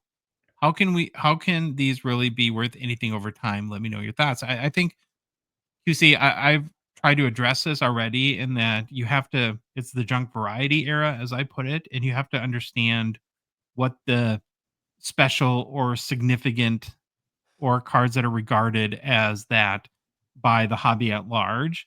And it's a learning process, but if your goal is to identify cards that have the chance to be more valuable down the road, that there's just going to be a lot of engineered rarity, a lot of numbered cards that the hobby I don't think will care about 10 years from now, no matter what the number is. So, you guys got anything to add to that? Times 2. Yeah, I think the only thing I would say is just back up what you're saying in terms of something I read before that really resonated and stuck with me is there's artificial scarcity versus manufactured scarcity. And, Oh. maybe if we could somehow, I doubt it, but if we could get back to that, the artificial scarcity, or excuse me, the real scarcity, Real scarcity. and right, Yeah. the real scarcity, and not just that manufactured artificial scarcity that we could turn the corner on something like they're talking about. That's a great ad. Instagram S Zeliznik. He said, I messaged the other day, what's the third OV option look like where he ties the record and then retires immediately? That question broke my brain. Yeah, so I think he's going with the like OV wouldn't want to, out of respect, pass Gretzky's record and would somehow honor him by retiring. I don't think competitors like Ovechkin think that way, though. And, I don't think that, I don't know the guy, but I would be shocked if that ever would have crossed his mind.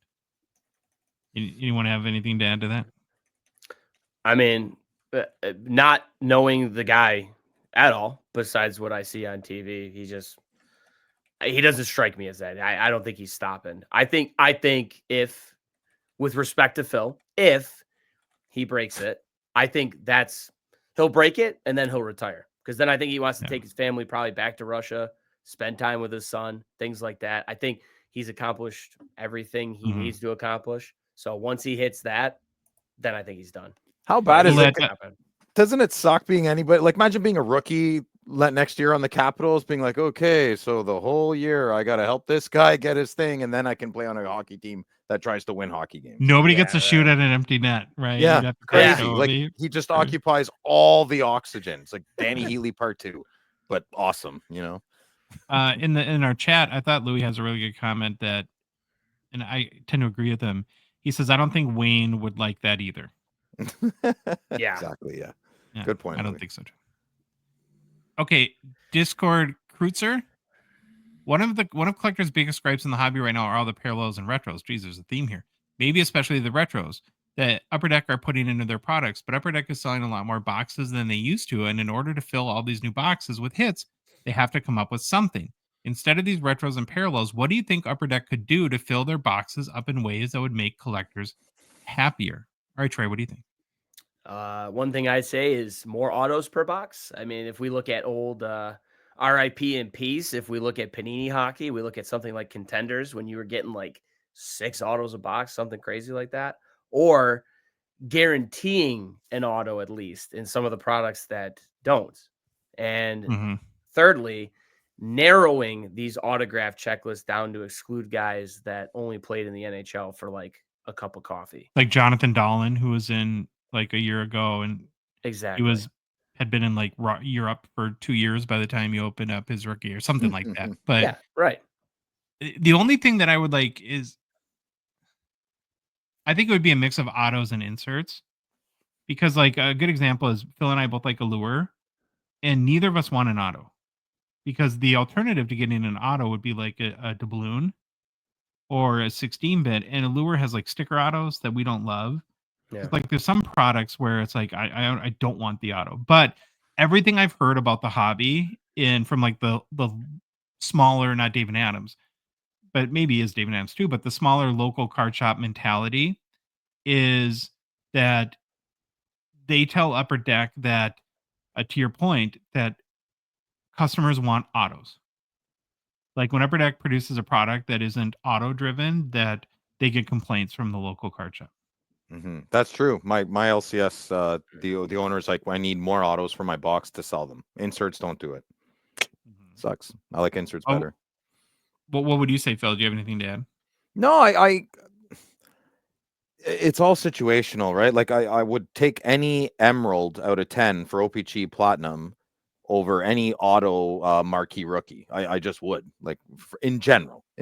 So I think I don't want autos from unknown players, and that's man, it's hard. I wouldn't want to be Upper Deck in any of this, because you gotta, if you're making one person happy with your next set, you've upset a whole group on the flip side, right? So healthy balance, that's all I can wish for.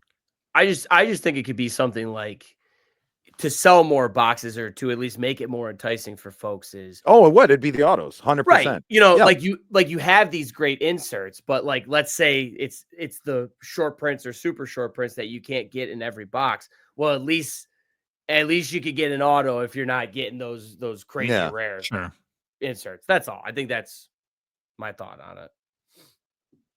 All right, Discord JT Hockey says, what's your rarest but least valuable card you've ever pulled? I pulled this Shane Bowers auto from Extended, 1 in 2,855 packs, about 1 in 10 cases.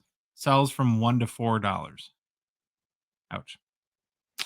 Phil, you want to go first? Yeah, Golden Treasure, Kyle Connor, got $100. Ooh, yeah, that's a big card. To Golden Treasure is huge. Yeah, I know. Kyle Connor, he's a great, decent player too, but got $100. Any takers? Everyone's like, what? Could have gotten more. Probably not. No. What's your answer, Troy? So I opened up a box of Skybox Metal. I opened up another one because after that one in Canada, I wasn't satisfied. So this one I ended up actually with, I left it for the last pack. I sweat it. It was the 1990, the Skybox Metal Retro, which I liked. Which is the actual metal card, right? Phil loves those. Love those, yeah. Correct. I think they look awesome. I hate to say this because I like the guy as a player, but unfortunately it was Anze Kopitar. What do you mean, unfortunately? He's awesome. Yeah, but it sells for like $7. I'll give you 5. I'll give you 5 right now. Virtual shit done. And then the other one I had was, I actually bought a box of 2122 SPA. And my Future Watch auto wasn't great, but I ended up getting that super short print, the acetate Young Guns out of there. Nice. And I got a Zegras just a couple seasons too late. Oh, like So- yeah, that would have been major money in what, like 2022 or something like that. Oh my god. Exactly. So it was cool. It was awesome, but I'm like, just a season or two late. Yeah. For me, it's super easy. I hit a 101 checklist printing plate out of O-Pee-Chee paper. Here, and it also has the distinction of being 95% invisible. It has to It's be on the the screen. least valuable 1-of-1 card of all time, Yeah. right? And it is actually a 1-of-1. It's so ridiculous that. I hope you keep that forever. That's Oh yeah, incredible. I will. It's right. It's right. That's a 101. Parker's Champions printing plate. No, this is O-Pee-Chee paper. It was 2021. Oh, is it? Oh, okay. It looks. Well, I guess they all look the same. Facebook Adam Yates, which 2022-23 rookies do you think will increase in value over the next few years? So I'm going to go first here and see if you guys disagree with me, because I'm going to take a stance on this. I think there's a number of good, I won't say a lot. There's a number of good players in the 2022-23 hobby class. I just don't think there's a superstar. And I mean, am I being too negative there? I don't see Austin Matthews or Jack Hughes out of that class. Mm-mm. No, I mean, there's definitely not like one standout guy, like you said, like a McDavid or like a Bedard or like a Matthews. But I do think Boldy could possibly see a little bit of an increase on his value. And I say that because of the situation he's in. You know, with Rossi, with Kaprizov, with Brock Faber, you know, obviously it seems like the Wild has been building a team for a few years. And it feels like before I knew this information on Kaprizov that you guys bestowed upon me today, before I knew that, I was going to say, before I knew that, it felt like they were finally in a good spot where they wanted to be. And if he keeps playing on a line with Kaprizov, you know, is it going to be a massive increase? Maybe not, but I could see his hobby value getting a little better if he continues to play with him. I'm going to bring Louis back on here because I want him to, having another Wild fan's opinion. Here's what I think the problem is for anyone in your situation that doesn't follow the Wild closely about Matt Boldy. He'll grab a ton of headlines because he'll go through a 2-week period where he's literally on fire. He'll score 2 points a game. The problem is for the next month, it's like he's invisible. What? And that's been the whole, he is really, really, really inconsistent. Yeah. Sure. And When he's on, and then he goes away. That's the Boldy problem. Yeah. There's no in between. He's got a couple points here and there. He's on, then he's got nothing. Then he's back if he gets back. Usually he does, but yeah. So he'd have to get a lot more consistent. Sure. I wish he would. I mean, believe me, he's on my team and I root for the guy. So I don't know, Phil, do you got anything to add to this one? No, I don't have a crystal ball. Yeah. I know that's a cheeky response. I'm sorry. No. Okay, Instagram cracking some cards. He said, with the arrest of Beckett's owner due to fraud, does the company move forward with new leadership, sell to someone else, or cut baiting and fold the company? I don't think with their grading services declining, not many people see them as a pricing source anymore. I believe collectors think they aren't relevant. Would it be good to bring in a hobby veteran like Brian Gray, Tracy Heckler to right the ship? So the one thing, I haven't looked a ton into this, but I do know that the owner he's the owner of the investment banking firm that owns Beckett. And what investment banking firms do is they buy portfolios of companies to try to and work with them to increase their value.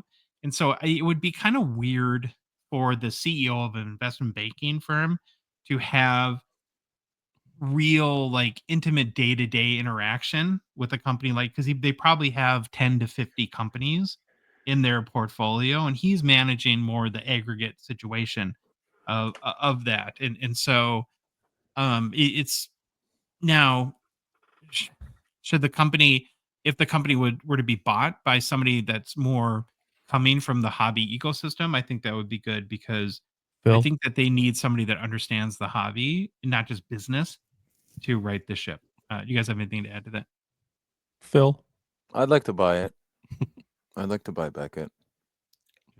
This is the first I'm hearing of it, just so you know. I read this question and I was like, huh? I was like, when did that happen? So it's sort of new to news, me. but I don't think it really is news because he's the owner of the like you said, the investment. His name's on the Yeah. paper. Like He's that's so it. Right. Not directly involved with Beckett. That's probably why. It makes for good content for a lot of channels to act like he was the Mhm. day-to-day. You know what I mean? Yeah. It's not what's really going on. The guy, I bet, was even in the building at any point other than when he bought it. Probably not. Yeah. And then the last question is related. Facebook for the Win Sports Cards. What do you think the news of Beckett parent company owner means for the company? And is this Phil's chance to buy Beckett? Phil, Yeah, that's what I'm talking about. You want to Maybe invest if you in me? offer Buy them- Beckett. Okay, so if you offered them 500 Pinto Young Guns, who's getting the better deal? You know what? That's I'd probably have to hold back some. I'd offer 350 to get it going and try and keep Oh. 150 in my back pocket just in case, you know. You're a real Yeah. shark, Phil. You're a real shark. I'm not good at negotiations. Regular Mr. Wonderful. Yeah. All right, it's personal pickups time. It's personal pickups, where Phil takes a giant dookie on Josh's new cards. Then Josh cries himself to sleep later that night. Only funny because it's true. Yeah. Troy, you're our guest. You get to share your personal pickups first. That is the greatest thing I've ever heard. Oh my God. It just got better and better as it went on. I'm There's like, lots of that's good ones. Oh, Some I'm totally addicted to spending all of our money on radio voiceover artists. yeah, there's some good ones. Yeah. There's money in the banana stand. That's all it is right there. Yeah. All right. I haven't really got a chance to share too much, so I'm gonna start here. These are just a couple pickups I had from Toronto. Nice. I've been trying to save a few bucks, obviously with the holidays coming up. I love these Mhm. cards. You know, first one here. Great card. I love this. 1998-99 UD Choice StarQuest Red Timu Solani. So months ago at one of my LCSs, I actually ended up buying an Alonzo Mourning version of this card and sent it off to get graded. And so when I saw this, you know, Timu being one of my guys from growing up, it was a must have. And actually, funny enough, I kind of got this card pretty much thrown in with my other pickup here. And you're going to hate this one, Phil. Yeah. Unbeknownst to Can't me, wait. unbeknownst to me, Phil, I did not know this before the show went on, but I didn't realize you're despised for Danny Heatley. Oh yeah, I'm salty, eh? Yeah. Yeah. So with that being said, that's what you're showing. That's Yeah, okay, so go ahead, man. with that being said, here's a Danny Heatley card. It's an 03-04 Topps Pristine Danny Heatley refractor out of 59 raw. Oh, And he's so cool, eh? Look how cool he is. He's I the mean, coolest. he was Yeah. at one time, but Big slothy. tell me how you really Troy, feel. I'm going to send you a clip that we had done a few months ago of Phil completely melting down over Danny Heatley later, and you'll get it. Phil. It's okay. Phil, No, this is a beautiful card. Go ahead, Troy. Phil, I'm gonna get you a Danny Heatley cameo for Christmas. No, you won't. But this one here, using the almighty American dollar up there, definitely helped my decision. So it was like 40, I think it was like 45 Canadian. So I paid roughly around $30 for the card. And Nice. Good deal, probably, man. probably That's gonna a good play deal. it. Yeah, I'll probably plan to send that one to PSA 2. But just gorgeous. Some of the Topps hockey cards, you know, that I'm getting a chance to see now, kind of for the first time, just beautiful. I like them a lot. Mirror golds are great, man. They Topps Yeah. are some beautiful, beautiful cards. Agreed. Well, Phil, you just shared 700 personal pickups 2 days ago. Could you possibly have Mhm. anything left for today? No, I or didn't get checked out? anything. Yeah, I got nothing this week. Okay, we understand. It's the one and only Baba Louie. You have some pickups to Yeah. share? I have had a few pickups, but I just wanted to throw a couple cards in and just reiterate, you know, there are a couple of cards that I got some friends at the expo, and there were a few more. You guys all know who you are, and you know, I'm humbled. We're all humbled by, you know, what everybody does for us. And just figured I'd show a couple of the cards and say thanks to you guys. You know who you are. So the first one is the 22-23 stature boldly red out of 35 auto, Nice. which I thought was a sweet card. Not a sticker. Beautiful. It looks like a sticker sometimes, No. but it's not. Yeah. Next one's a sticker, but it's still sick. 07, 08 SPX Broder Yeah, that's dual awesome. dual Nice. patch auto. So Yeah. Nice. for those That's of a you cool that looking card. for those of you that gave me these and the other cards I got from the other people, again, thank you. Not necessary, but thanks. I had 2 pickups. They're kind of related to a set I'm collecting. So I'm working on the 2015-16 O-Pee-Chee Platinum Retro Golds, but I'm trying to collect the retired. So the first 20 players were the retired players. So I'd be like the Gretzky, Lemieux, and I didn't have a Ray Bork, and so picked it up. These are all out of 149. I think they look awesome in hand, and this was like $5. So it was excited about that. And then while I was looking, I came across this from these Johnny Hockey. And again, retro gold out of 149. No, he was not retired, of course, at the time, but I just couldn't pass it up, so had to pick up this one too. But yeah, this is one of my favorite sets of all time. Those are sweet cards. Mm-hmm. Do you have the Troy, Gretzky? you made it. Oh, what? Yeah, I've got the Gretzky and Sick. have That the so nice. I have the Gretzky, Lemieux, and Ovechkin in PSA 10. But I actually want to buy him again raw so I can make the set in my top loader by now. Sell the slabber and go get the raw, or buy the raw first, then sell the slab. Don't quit your job before you have a job. You know, I think I want them both. you want Make me both? greedy. Oh I no, want the PSA 10. way too much. and the- Attaboy, Josh. Yeah, get more. Get 3 of them. Oh boy. Yeah. No. Well, Troy, you made it. You survived. I ran the gauntlet. I loved every second of it. Yeah, I hope you had fun. We had fun and enjoyed having you on. Again, so if anyone wants to, find out more about you or follow you or the work that you do at Dave and Adams, how can they do that? Yeah, please follow Dave and Adams across all platforms at dacardworld.com. You can follow me at DA_casual_Troy. I try to post different types of content, hits that I've recently got on Fanatics Live. Fanatics Live, we are on Monday through Friday. Myself and my partner Tank, we do 11 a.m. to 5 p.m. And then our buddy Aiden takes over from 5 to about 11:30. And also, too, I just want to give a quick shout out. We actually, late this past week here, on Friday, we opened up a pop-up shop in the Empire State Building in New York City. Wow. So shout out That's a to cool deal. Shout out to Dave and Adams in New York City. You'll see them start to break out Fanatics Live too. We have a great team out there.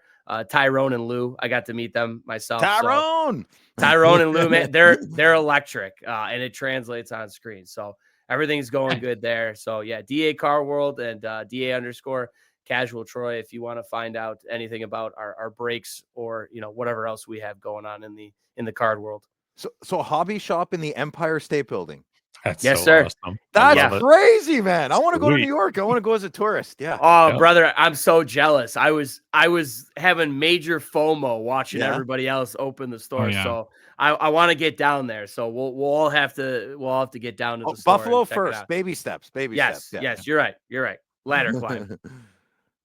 I want a partner named Tank. Hey, Louis, how do you feel about the name Baba Tank? Sure. don't Whatever hate makes it. you happy. I'm here for you, man. That doesn't. I'm here for you. No, Baba Louie is the best. You can't Baba Tank. Baba Louis. Baba Hotep. Yeah. All right. Well, if you like the episode, please leave a rating and review on Apple, Spotify, whatever podcast app you listen to us on. If you love the show, you want to support us, you want to chat with us every day on the Hockey Cards Gongshow Discord server, please consider a $5 a month donation. Join our $2.99 support level tier on Patreon. Link is in the show description with the both podcast apps and on YouTube and our Instagram, TikTok profile. Go to our website, hockeycardsgongshow.com, click on the Become a Patron link at the top of the page, or just go to Patreon's website, patreon.com, and search for Hockey Cards Gong Show. We're old, we know it, but we are on social media, so that makes us cool. Mhm. We're on Instagram, Facebook, TikTok, Twitter, and YouTube.